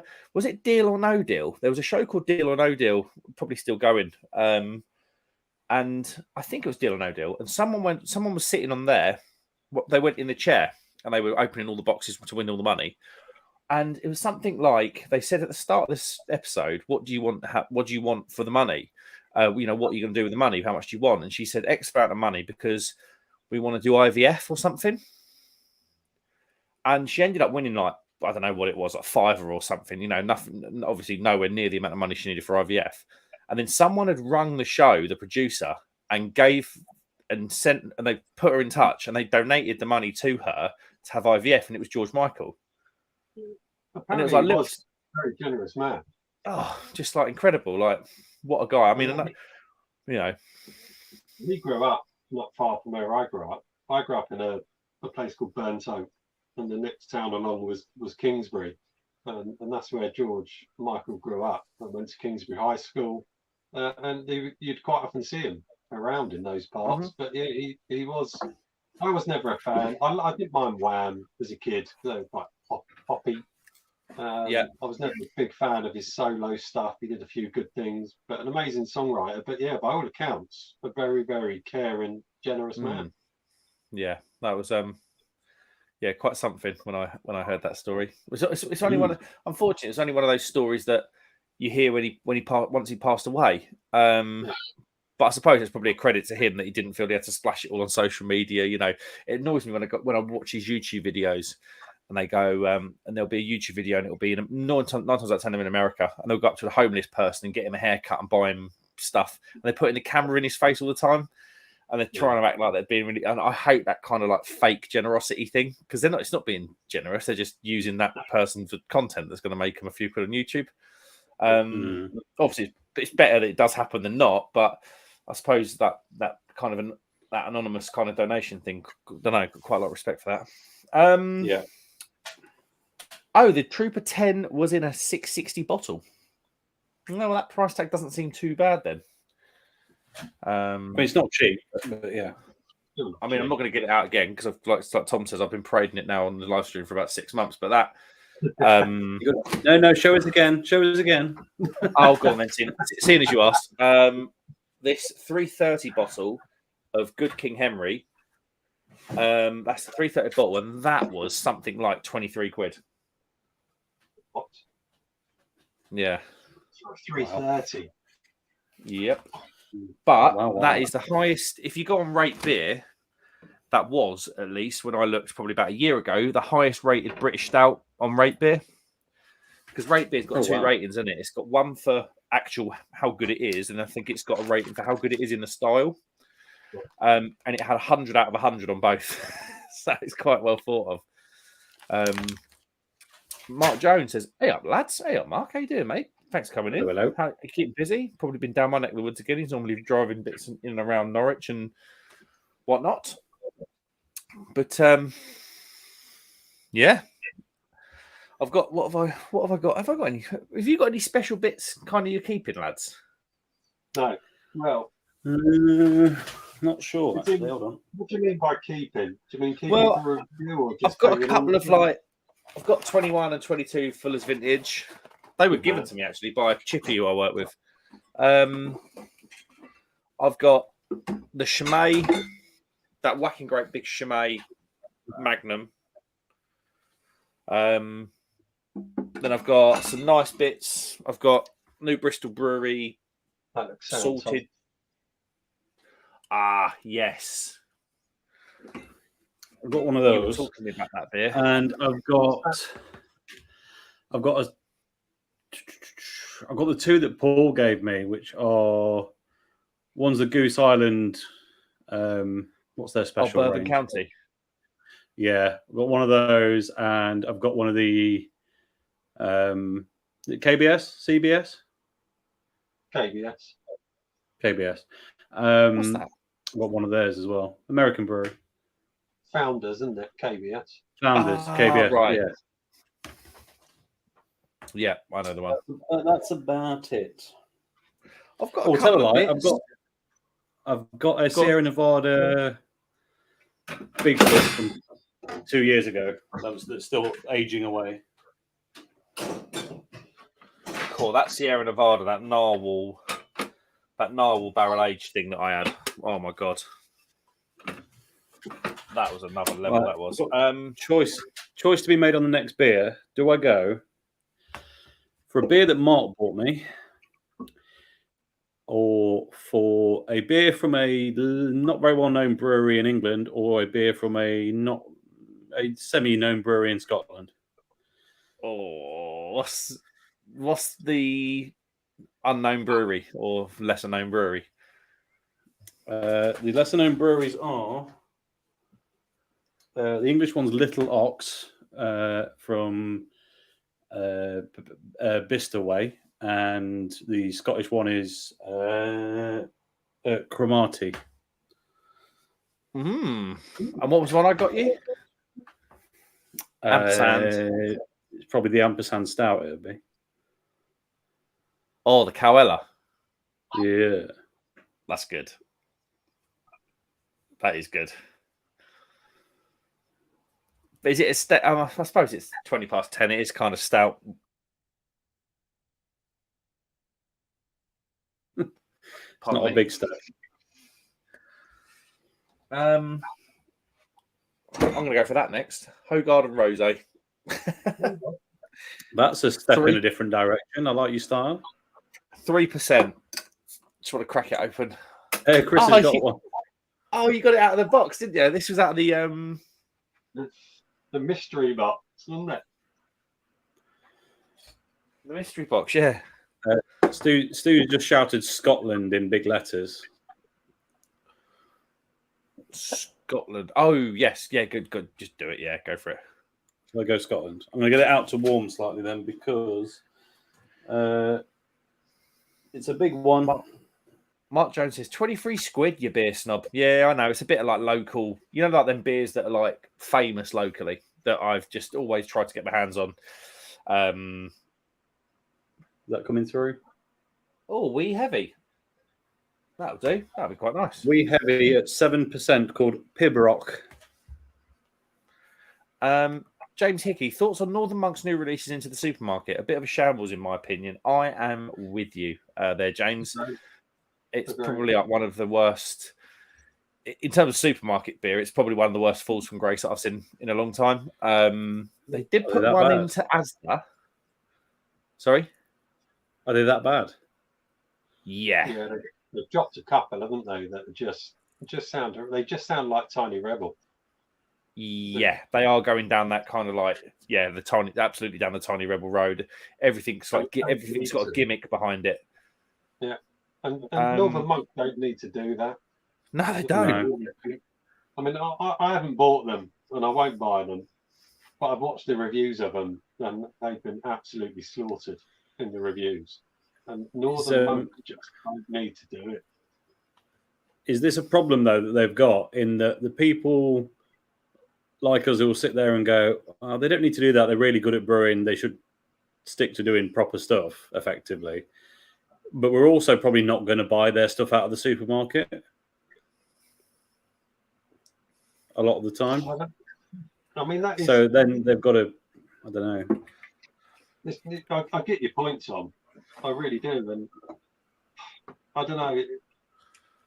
I find it a bit difficult because I don't generally buy many craft beers from supermarkets anymore. Nah. And maybe Northern Monk are realising that sales are dropping, so they're trying to do something a bit different. Yeah. But they are kind of dropping into that Tiny Rebel route. And I don't know. I don't think Tiny Rebel's beers are probably doing that well in supermarkets. But it's difficult. It is a difficult one. I had a friend bring round a 4-pack of what's it called? Club Tropicana. A few weeks ago, right? But a couple of years ago, I got a can of that in like a mixed pack. I'd avoided it like the plague, and I thought, you know what, this is going to be awful. And I tried it, and I was pleasantly surprised. I'm not saying it was fantastic, but like I was like, this is, as a staple beer, is actually fine. And then I had it on. Then I had it on keg about 3 weeks later, and it was awful. And I was like, okay. Then I had another can of it. I think I got 2. I had the other can of it, and I was like, no, this is still fine. So maybe this is one of these things that for some reason is just better in a can than it is on keg. But obviously never interested in buying it. And then I reviewed it on the PD, Club Tropica. And not long ago, it wasn't long ago I reviewed it, and I thought it was decent.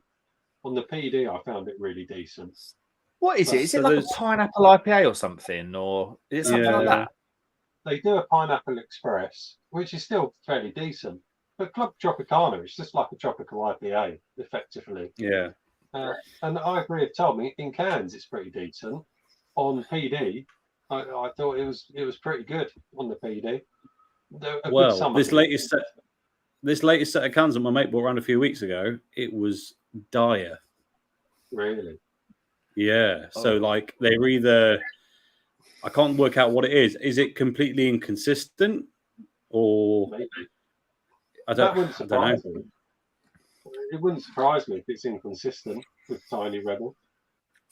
Yeah, like it was really bad.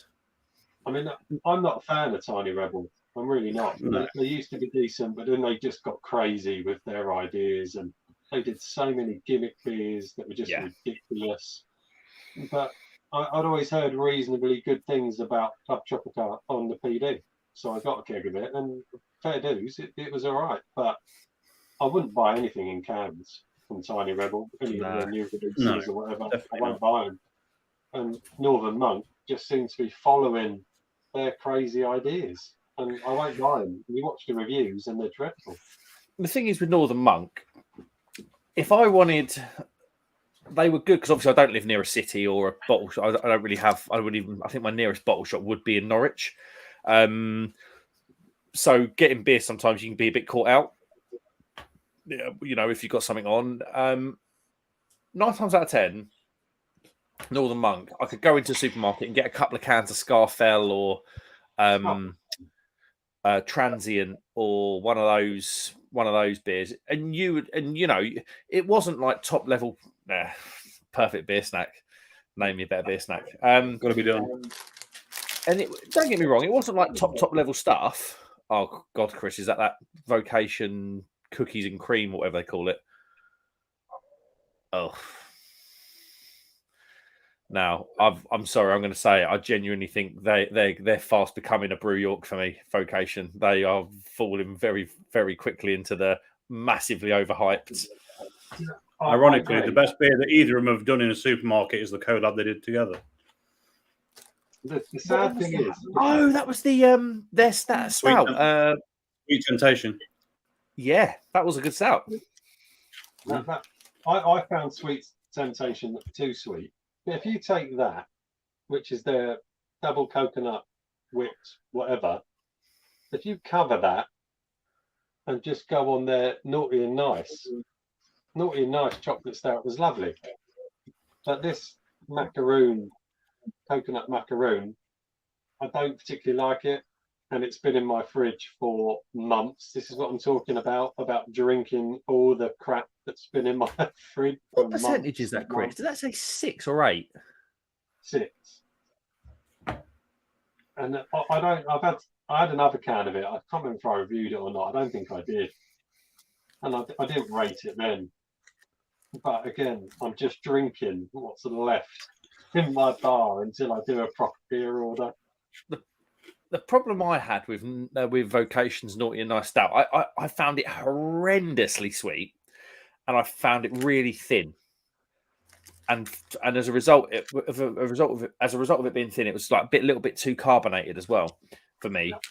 And the problem with that is that's their base stout. So every other stout that they do nearly is based on Naughty and Nice.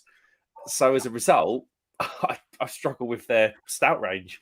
I mean, this kind of got that coconut macaroon vibe to it. It's got a horrendous sweetness with it that really isn't really nice. That's why it's been sat in my fridge for months, and I've just got to get through it because it's all I've got in. Just as we come off of this one, Jimmy Rushworth says, I'm a Northern Monk patron, so get their monthly subscription. Sadly, I'd say their non-supermarket offerings have dropped off in the last year too. That's interesting to know, because you've just given me a can of the Northern Monk. You've just given me one of your beers from them. You wanted rid of it. It's awful. Hop City, West Coast Double IPA. Oh, that should be good though, shouldn't it? Cheers for those beers again, Jimmy, mate. I appreciate that. Where are we? 111 says Chris looks bored. It's the company, mate. Sorry about that, Chris. Mark says, get it down, yeah, this southern wuss. Chris says, Chris, how you doing, mate? What's happening, fellas? It's been a while, Mark. Crumb and Chris with a C. Hope you're all well, fellas. It's been a while, and North London clubs are still embarrassing London up the Chelsea. Good to see you, Chris. And Marco, I hope your dad's a mate and doing well. He really is, honestly. If I don't see him for 3 days, he'll just get a bit more coordination, or he'll start walking a little bit better. It's like, it's really good. Thank you for asking, mate. Cool. James Hickey, what a question this is. What pale ale from the UK would you put up against Sierra Nevada for consistency and price? Ouch. Cool. That's a big question. That is huge, isn't it? I've got one, and I don't think it's about right quality. I'm glad you've got one. Yeah, I mean, struggling. Black Isle Spider Monkey, which most people won't have had. It was the blue can. I have, that kind of cyan sort of colour can, isn't it? It's not there on the balance in terms of it's not as rich, but in terms of it's hard to. It's not trying to be the same thing though, so it's difficult. I'm instantly, because Sierra Nevada, what percentage is that? 5.2, 5.3? Depends whether it's can or bottle. Oh, are they different? Are they? Yes. I want to say 5 flat in a can and 5.4 in a bottle. Hold on, I'll tell you what. Bottle. I think the only beer, and it is an IPA, so it's a slightly different style, but I think the only beer that gets near that in terms of like being West Coasty is Oregon Trail, which is 6%. Is it 5.8? 6? No, it's 5.8. I've got the can there. 5.6 in a bottle. Oh, okay. So yeah, Oregon Trail is probably the closest, although Oregon Trail is technically an IPA, not a pale. That's 5.8, and I think that if you're looking for West Coast, that's for me the only beer in the UK that really gets near it. That's outstanding, that beer. Yeah, but price and consistency, the price is not there. No, oh yeah, sugar, yeah, nowhere near. Consistency, price, no, way more. I just don't think there's a better beer out there. If you've got, I don't know, what's a bottle? 250? Is that even that much? Yeah, probably. Yeah, probably 250. I think if you're looking at bottles around that price point, in terms of like that quality, you are, and that sort of accessible. For me, you are looking at like lagers. I don't think there's another pale that holds a light to that beer for that money. So I've got an idea for a thought on this, but it's not a beer that I like, so I'm going to be struggling to back it. I was wanting to get your thoughts. Jaipur. I just haven't had Jaipur enough. It's been a long time since I've had Jaipur to be able to comment. I know you can get it on the PD, which I've never done. So I just don't like it. I never had it. Jaipur is only really a legend of a beer in my head because of what people said about it 8-9 years ago. Yeah. From what I understand, it's a very, very different beer now. I've never had it on cask because you just don't see that around me. I've only ever had supermarket cans, and I'd say it's way behind the Sierra Nevada Pale. But yeah, good question. I just don't. If you want a pale ale and you've got £2.50 in your pocket and you can buy one bottle, I just don't think you're going to get better than that.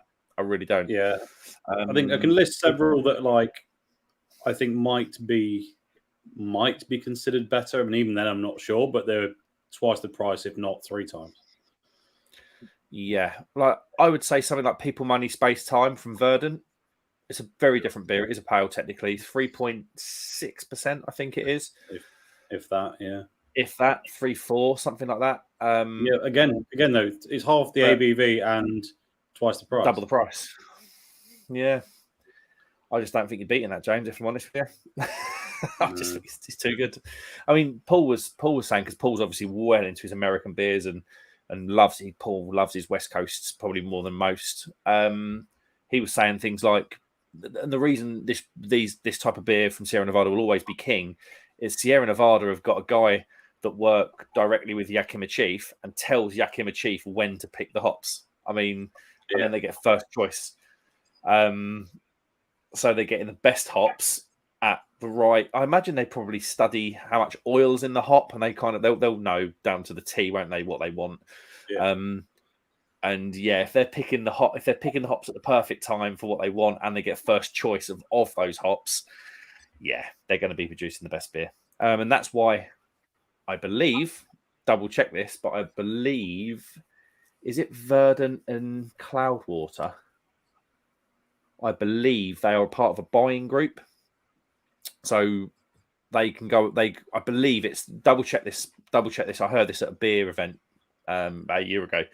Someone was saying Verdant and Cloudwater, they go together, they go over to America, to the West Coast, and buy the hops and get sort of first choice. And then by the time other breweries get the hops, they're kind of the stuff that nobody else wanted, which is kind of stands to reason because Verdant and Cloudwater's pales and IPAs and hoppy beers are generally very, very good. But yeah, interesting question, mate. Again, thank you, mate. Demon91, cheers, guys. Hello, mate. Good to see you. Jimmy says, oh yeah, Northern Monk Patreon, we talked about that. He said, lots of fruited pales now from Northern Monk, already shifted to more low ABV beers. Occasional dippers and big stouts are standout, but few and far between. Yeah, it's a shame. It's such a shame because I used to put them there, Northern Monk. Window Beer Review says, can predestination and free will coexist? Does everyone else's happiness affect my own? Blooming hell, Thomas. You can't be asking questions like that after 3 beers at 10:30. I don't know where you start with that question, Tom. No. No, I don't even know what predestination means. I think what you're saying, we're all destined to be somewhere in our lives. Is that the point? And free will. I mean, and yeah. Questions. Let's affect my own. Oh, sorry. You're gonna have to break that question down a bit, Tom. Yeah, we gonna need a bit more than that, mate. James Hickey says, "Remember, Mark was getting me 3 Tiny Rebel Imperial Stouts at Brew London last year." Ah, James, it's you. You were with your. I tell you what, were you one of the chaps? You were with your friend, and and you come over and said hello, and I asked what your on-screen name was, and you said we watch the streams, but we don't really comment. Was that you, James? But yeah, Hold on. Did you... Go on. No, I was going to say at Brew London last year, Tiny Rebel had a birthday, like an anniversary stout. James, what was it? Yeah, I remember because we've been speaking to Tiny Rebel guys. I went and got you some. I just wanted to know why you'd skipped over Thomas's comment before.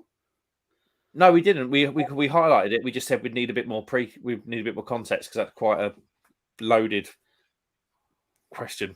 I don't think you need any context. I've been preparing an answer for that for half an hour while you've been. Okay, hit us. It's a very short answer. It's a very short answer though. Thomas, it depends on your definition of the term free. That's it. That was the extent of my. You made me scroll back for that. I did, yes. But think about it. It's true. Anyway. Mark Jones says, when our good northern brewers start going downhill, is the craft beer done? Big talking point. It's been a talking point now for getting on for a year for me. I don't think craft beer is done. I just think people's tastes have changed. So what we're seeing now is with craft brewers like Braybrook, for instance. Braybrook are a lager exclusive, German exclusive, style exclusive kind of company. Then you've got breweries like Utopian doing fantastically well. Then, what's that? Yet again, Chris, I'm going to ask you that question. That lager producer near you, is it like Leaders or something? I don't know. We never got an answer to it before. No. I just think, and I was having a chat with John over the. I had a chat with John during the week, and I said, "Mate, you need to produce more lagers. You need to produce, But obviously, the problem is with him. It's all right me saying that lagers take 8 weeks. Is it 8 weeks in a fermentation vessel when other beers will take 3 to 4? And you need the space. And John's brewery is flat out at the moment. They just don't have the space at the moment. But I think we're just going to change. It's going to see a shift. I mean, people like Duration and Cloudwater have collaborated on a light lager. Ampersand and Free Hills have got. I mean, Ampersand, my local brewery, I'm wearing the top now. They've got a lager line. Just done a new one with Three Blind Mice, a New Zealand hop lager. I just think we're just going to see a little shift. That's all I think is going to happen. And I think it's probably quite well timed, especially when you look at the rate, the tax alcohol duty rises coming in August. I think probably it is going to be a couple of years of 4 to 5% hopped lagers. Sorry, Tom, because Tom doesn't like hopped lagers. Don't do that to me. That's not allowed. That said, I got a taster from John yesterday of a lager that they had to repurpose. He's very open about this, and so they dry hopped it, and you know what? It was phenomenal.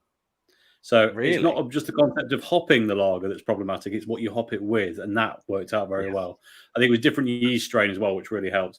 What I was going to say, though, was you talked about Cloudwater starting to do lagers. I had one of their lagers at NCBF. One of whose lagers, sorry? Cloudwater. Yeah. I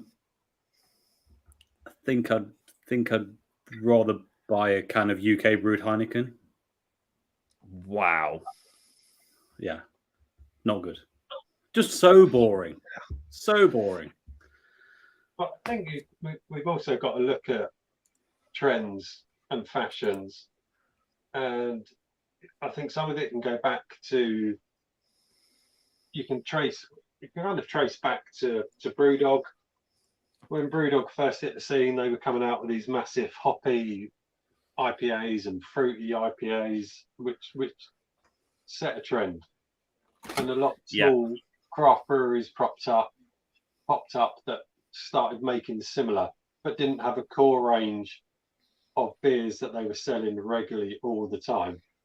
And it's like fashion, isn't it? I was talking to John about it on the phone earlier, and a lot of beers became fashionable, and some of that probably stemmed from Brewdog. Mm-hmm. that were making lots of these amazing IPAs and West Coasts and fruity New England IPAs. And then we got flooded with them, absolutely flooded with them.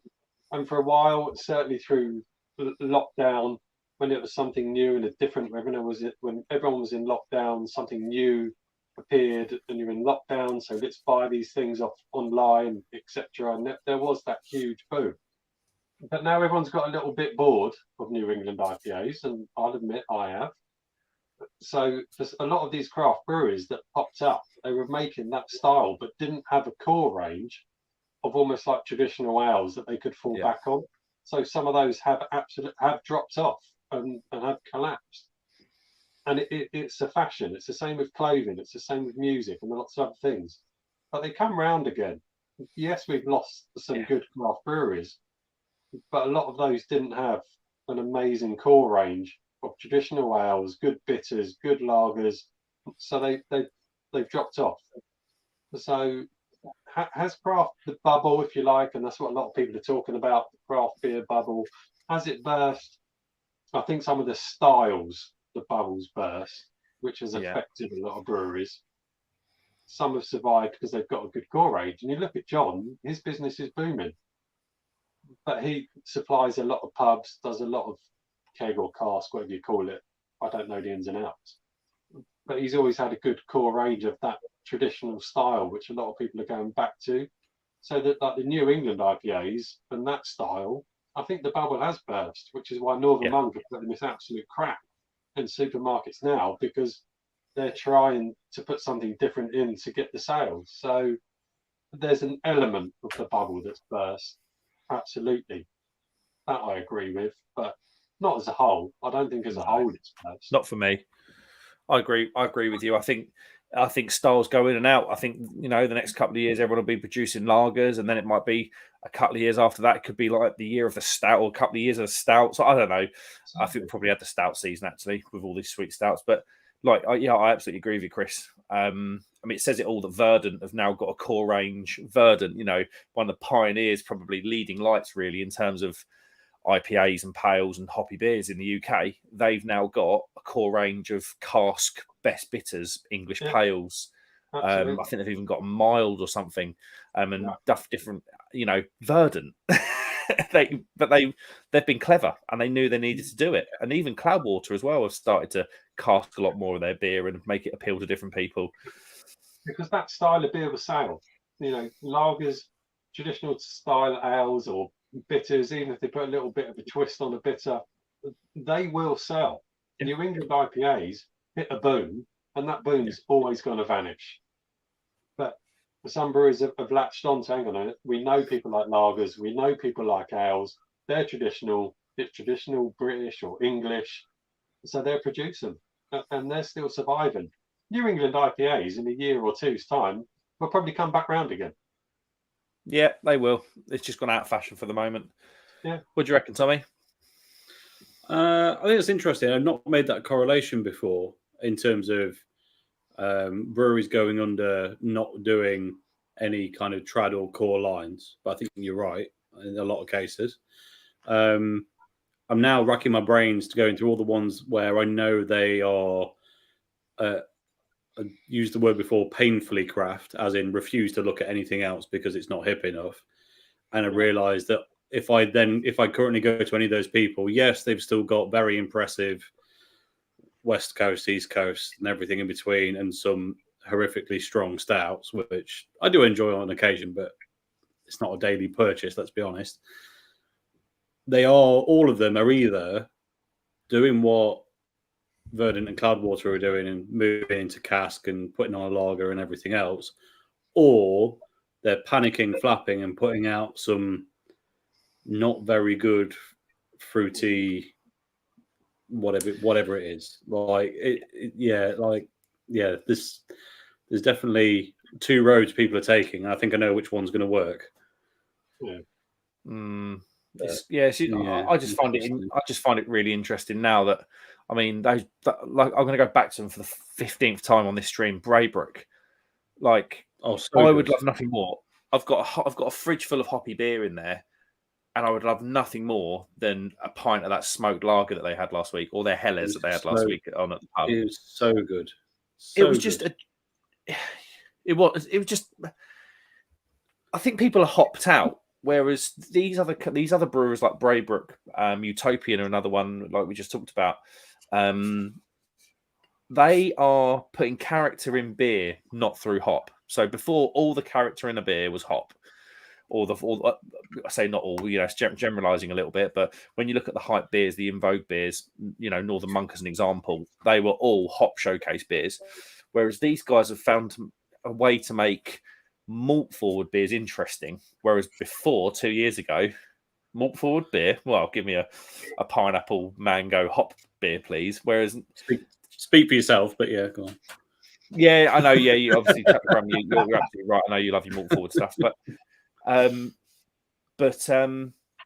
yeah, I mean, give me a pint of that smoked lager right now, and I will just be as happy as a pig in stuff. Yeah.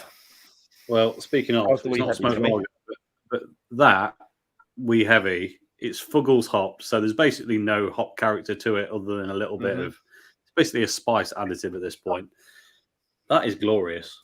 That is really easy sipping. 7%er. That's flowing down a bit too easily. One of the best Scotch ales I've had that sticks in the memory is Black Iris's one. Black Isle. Black Isle, sorry, yes. So they've done a few, but the one you're thinking of, I think, is no, it's not Red Kite. That's the red ale. It's not Goldfinch. That was like golden. That's golden IPA. What is the Scotch ale called? I can't remember. I can't remember. Let's get a couple of comments whilst Tommy's looking for that. 111 says Trembling Man, this has got Sierra Nevada Torpedo and Atomic Torpedo in stock. Very good beers. Yet again, they won't be around for long. It's called Organic Scotch Ale. Oh, that's the one. It was something catchy. The brown can. Yeah, that's the one. Yeah.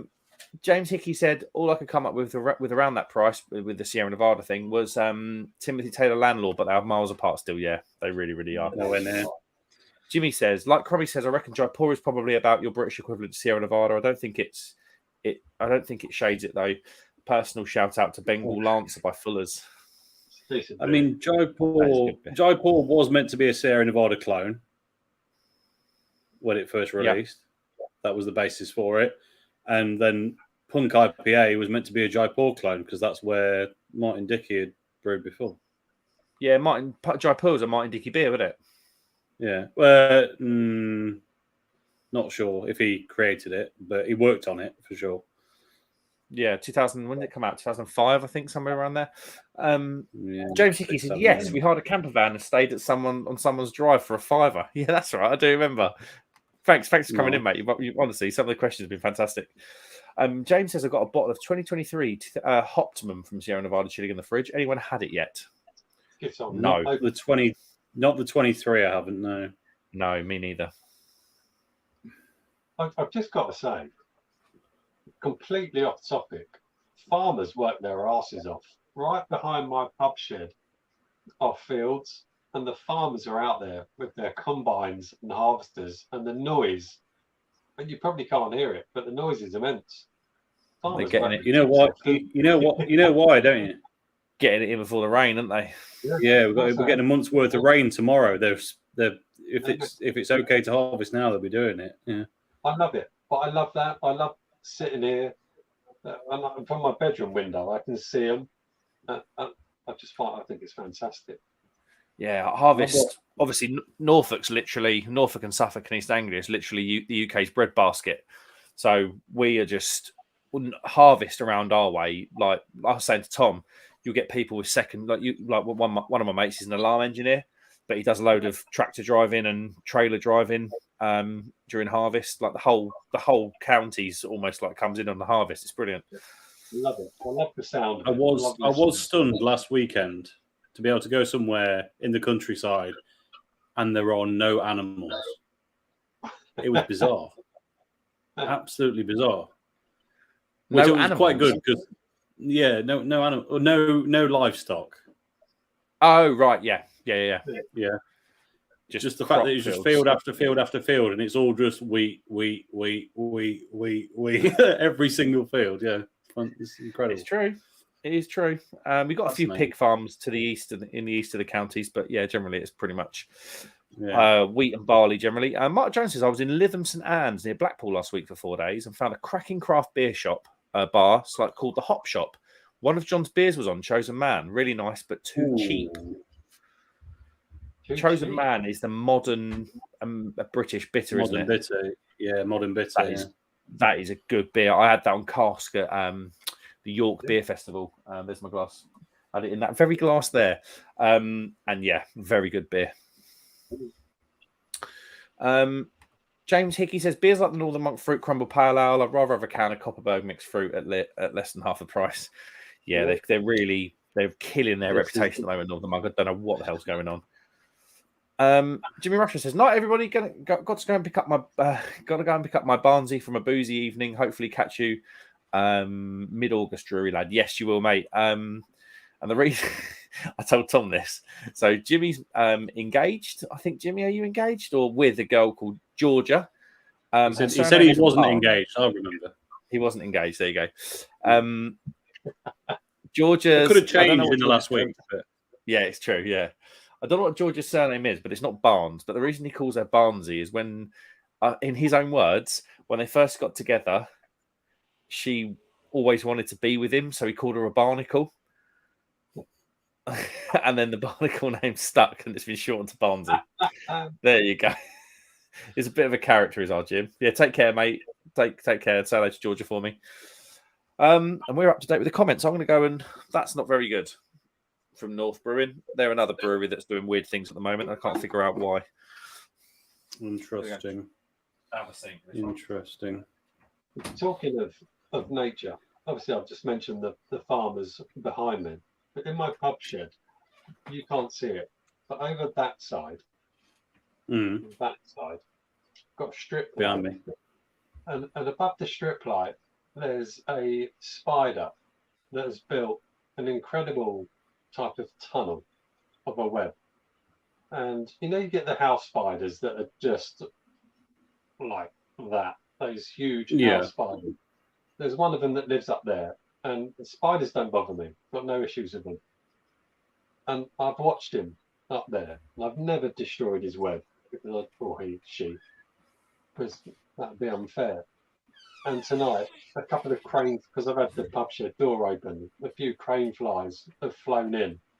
And I've sat here in the last sort of 10 minutes, and the crane flies kind of flown into the tunnel.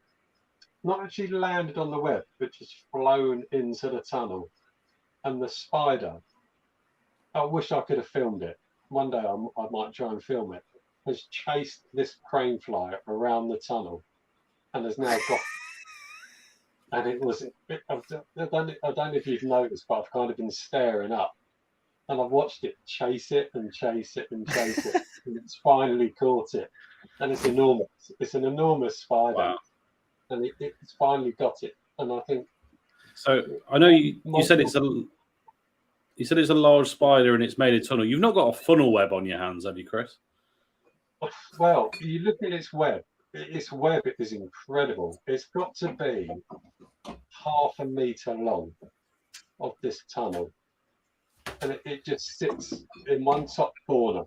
It's an enormous spider, and this crane fly kind of managed to fly into it, but never actually touched the web, which I found interesting that the spider was chasing it. So I thought it would only grab it once it hit the web. But it chased it around for a good 30, 40 seconds and then got it. I mean, I don't think it is a funnel web, because I just looked up funnel web and it's the most terrifying thing I've ever seen. But it was would you like to see? Yeah. Are they in the UK, these spiders? No, thankfully. I was going to say that'd be me not sleeping. I mean, we had one of those spiders in our camper van and awning while we were camping. And my daughter is petrified of spiders. And that's because of my wife. Oh no! Oh no! So my wife has given my daughter a fear of spiders, which Who has? my wife Who? gave my daughter My wife. my wife, which really pisses me off. So like they don't do any harm. So when we were camping in Devon last week or this week, we had one in our awning, and I just picked it up, and it was a good size, and it was just walking around my hand, and I was like showing my daughter, saying, "Look, they're harmless. They're not going to do you any harm." But watching this one in here was immense. I might have to set up another little can to capture it. Watching it chase that brain fly was incredible. I have a mutual understanding agreement with the spiders in my house, which is if you stay up high in the corners and catch the flies, you can stay. The moment I think you're going to run across my bed in the middle of the night, you're out. No, sod that.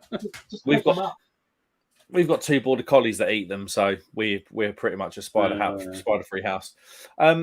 Stephen Melia. Hello, my friend. Happy Friday, all, and cheers, lads. Friday, cheers sir. to you, good sir. What did Steve? Have we met, Steve? Have we met? It's just what I was trying to think. It doesn't work for Blue Monkey, does he, Tom? Don't think so. If he does, then I apologise, but I don't recognise the name. No, I've just got this funny feeling we've met, Steve. Probably haven't. Mark Jones says, Chris, I've heard of bird twitchers, but you've beaten them. Chris the Spider Scouter. James Hickey, if you had to choose one glass to drink different styles from, what are you picking? I'd go for a tumbler, but then I'd struggle drinking a lager from them. Well, perfectly timed. Just poured a Budvar into my tumbler, and it's all right. It's not ideal, but... yes. Tulips, full pint. It's quite That's my favourite all-rounder. I mean, it is a lager glass, but I think it's the best all-rounder. I mean, I've got 200 of glasses in here. I don't know. I'll tell you what, though, Mark, that Twisted Hops one's not a bad shout. Yeah, that Stemmed Allegra, that is good. That is really good. And I also like the Lord's half pint, the kind of this style one, but this is the GBBF one, but that kind of style, the stemmed one. Oh, the tulip, yeah. I can drink I can drink quite a lot of styles out of that. I mean, I a lot of beer reviews I do in that style of glass. Mm-hmm. But I do have 200 different glasses. And it's always nice. If you've got with Belgians, I love to review a Belgium and a Belgian glass. Got lots of Belgian glasses. Going to do a Weiss beer. I love to put a Weiss beer. I love that glass. I mean, that's a beautiful glass. I've got a Weisstefana glass that's very, very similar to that. Kind of got that kind of lovely detail on it. I did a Weiss beer video that will never see the light of day because I poured them into the wrong glasses and it just went wrong. Oh no! Oh, that's good. That's a lovely Vorsteiner glass. That is beautiful. Ooh. Yeah, that's a lovely glass. I've got so many. One day I'm going to do a video on all the different glasses I've got. I really will. I've got so many.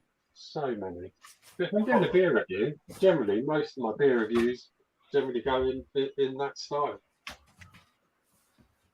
Fair, nice style, like it.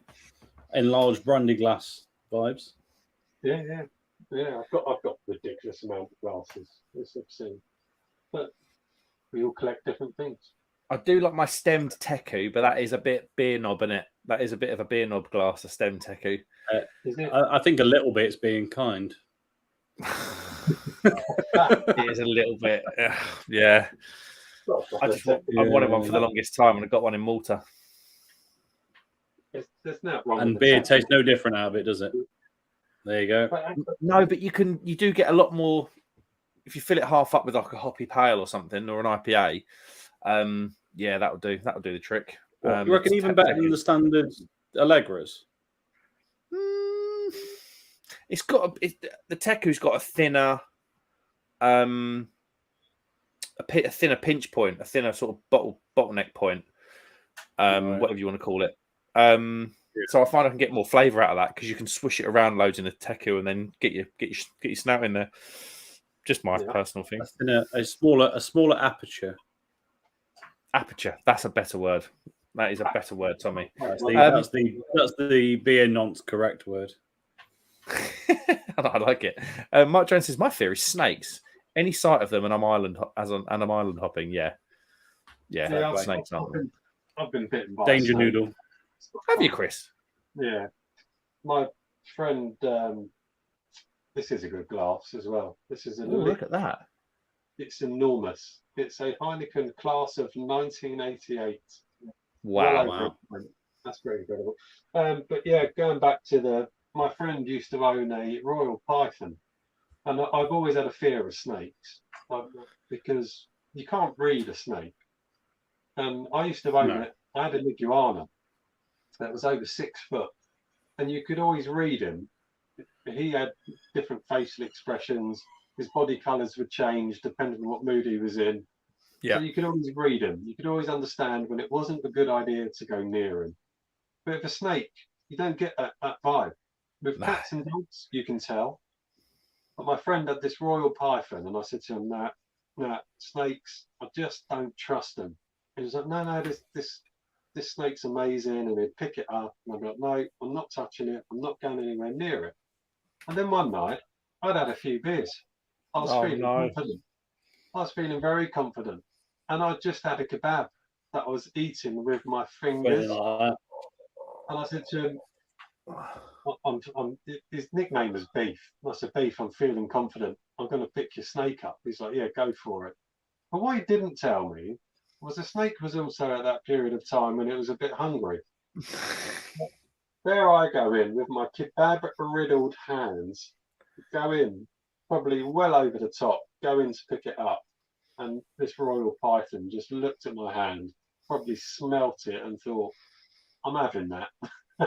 Oh, you've been bitten by a python. That's a good one for a party. Literally just went whack and just bit straight into my hand. Did it hurt?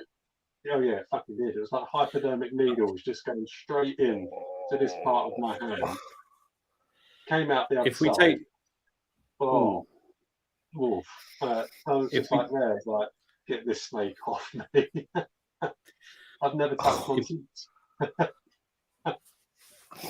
I think if we take the last 90 seconds out of context, that would make for some beer tube erotica.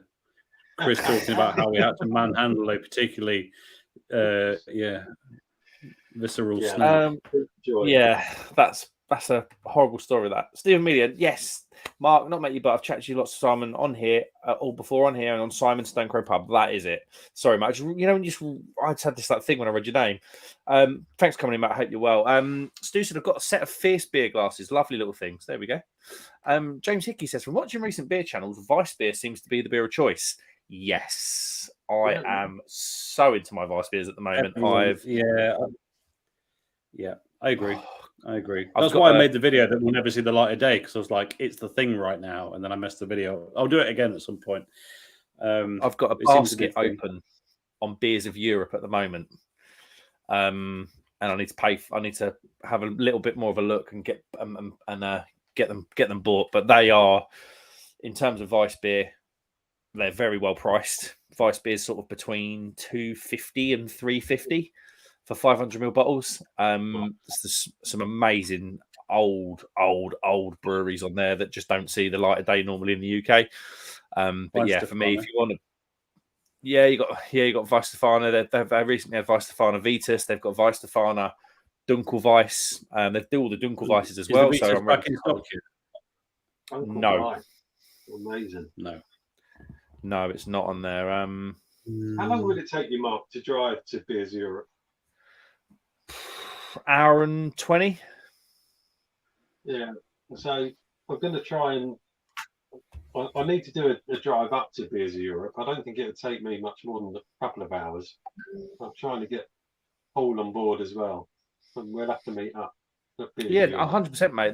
They've got like a restaurant and micro or a little tap room thing there as well now. So it's not just a bottle shop. A what shop? It's only 2 hours from me. Off license. Yeah, honestly, it's Is it only 2 hours from you, Tom? 2 hours, 8 minutes. Yeah. Really? Oh, then we need to be up there, don't we? There is, chaps. There is a campsite not a million miles away from it. Oh, we need to do that. But Yeah, we do. It is on like the flattest land. I mean, it's not going to be very scenic, but who cares? But equally, I'm not a mountain goat, so I don't need hills. Stu says, right, gents, I'm hitting the hay. I look forward to seeing you next weekend. Yeah, absolutely, mate. We'll be on Thomas Stew's live later next Friday, I believe. Mark Jones, is Simon still going on YouTube? Haven't seen him lately. Yes, he is. And his videos at the moment are getting mad views. All the versus videos, 8, 9, 10,000. Easy views. He's he's very much still online, mate. Mark Jones says Vice beers are the future. Yeah, I am absolutely with you. I think they're going to be around for a little while. We have started noticing some like adjunct Vice beers along now. So I went into Ampersand and they had a cherry Vice beer, and Brew Dogs. I mean, they're bang on trend pretty much all the time. They've got a tropical wheat beer, pretty much the same thing. Neon Raptor did that one we had. Oh, Neon Raptor, what the hell was that? Vanilla, what was it? What was that one? We had a cherry. So it was, yeah, I can't remember now. Was it like raspberry vanilla Vice or something? Oh, and then they had like a series of them, didn't they? They had the original vanilla Vice, and then there was like I don't think they had the original this time when we went in. I think it was I've 3 seen it on different can. flavors. I don't think it was on tap. Yeah, but yeah, I think Vice beers are already being abused and pushed and pulled, but they'll you know, the problem is if they go down that route, it'll be a flash in the pan, and this time next year we're going, what happened to all Vice beers? Yeah. If they do go down that route, people will just go into Sainsbury's and buy the Weissstefano. That's the reality. Well, yeah, to be fair, the Germans aren't gonna mess around, so no, let's just buy from them instead. No, exactly that. Germans are not going to do adjunct heavy Vice beers, are they?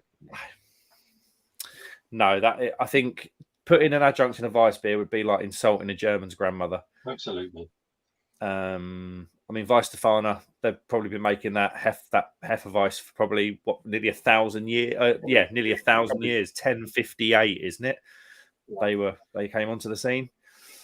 Paul's in. Oi. Evening, lads. How we doing? All right, mate. How you doing after your shift? I presume you're working tonight, doing some good stuff down at Creative Juices. Mark Jones says, Paul, you Paul says, Mark Jones, you Northern peasant. How are you? I'd like to meet Mark Jones. Mark Jones comments on my videos. He's always in my lives. I'd love to meet Mark Jones. Love to have a beer with him. I believe he's a driver. I believe, Mark, are you a driver, like a truck driver, or a HGV driver, or a delivery driver? And he's always in my area. And I've said immediately, like I say to him, message me on Instagram or find a way of messaging me when you're next around, and we'll definitely go for a beer. Because, like you say, it's nice to have beers with people that really sort of support the channel and stuff. So yeah, I'll buy you a beer, Mark. I'll buy you a beer, mate. I've met him. He's a good guy. Good chat. He went to Lord's, didn't he, that time? He did. That night where you all turned up, and I was like, I've got FOMO now. I've got FOMO now. I think that was the night of too much of John's Vice beer that night. I recall. Paul said, "What are you drinking, lads? Anything good?" Well, I'm on the Petal Gang out of the PD. I've now poured Nice. Mark, what are you on? I'm on Budvar. Oh, there you go. He's streamlined it a bit. Most of the night I was drinking that on the beer monster, coconut mild, but now I've elevated it to Scottish Brewery Cromarty, a 7% wee heavy, and it is very tasty. Yeah, that does sound good. Do like a wee heavy. Right then, lads, it's 11:10. Sorry, Paul, because you've just come in. But I'm going to call it there because I've got work tomorrow because I was meant to go to work today, but I was too hungover from the wedding I was at last night. So and if it carries on, it'll be more hungover. Yeah, well, that's why I've sort of tried to keep it. You could always leave the room open and Paul can join us for a beer off stream if he wants to. Yeah, more than happy to do that. Right, guys, I'm going to leave it there. Guys, Chris, Tom, thanks very much for coming in. Obviously, we've got the Crummy Beard. Go and check him out. And then we've got Chris's beer reviews. I'm sure you know exactly who those two are. Make sure you go and drop them a sub and a follow and all that other good stuff. Thank you very much for choosing to spend your Friday night with us. Really appreciate it. I really do. And probably be back on the Lager Logs live will be the next one that we're on, possibly. I don't think that's a live. I think that's That's filming in advance. Oh, that's filming in advance. I might have got that wrong. I didn't read the message very well because I'm not very observant. We'll be on the Lager Logs channel. So I didn't read it very well either. Yeah, absolute nightmare. Guys, thank you very much for watching. Like, subscribe if you'd be so kind. We will see you on the next one. Cheers.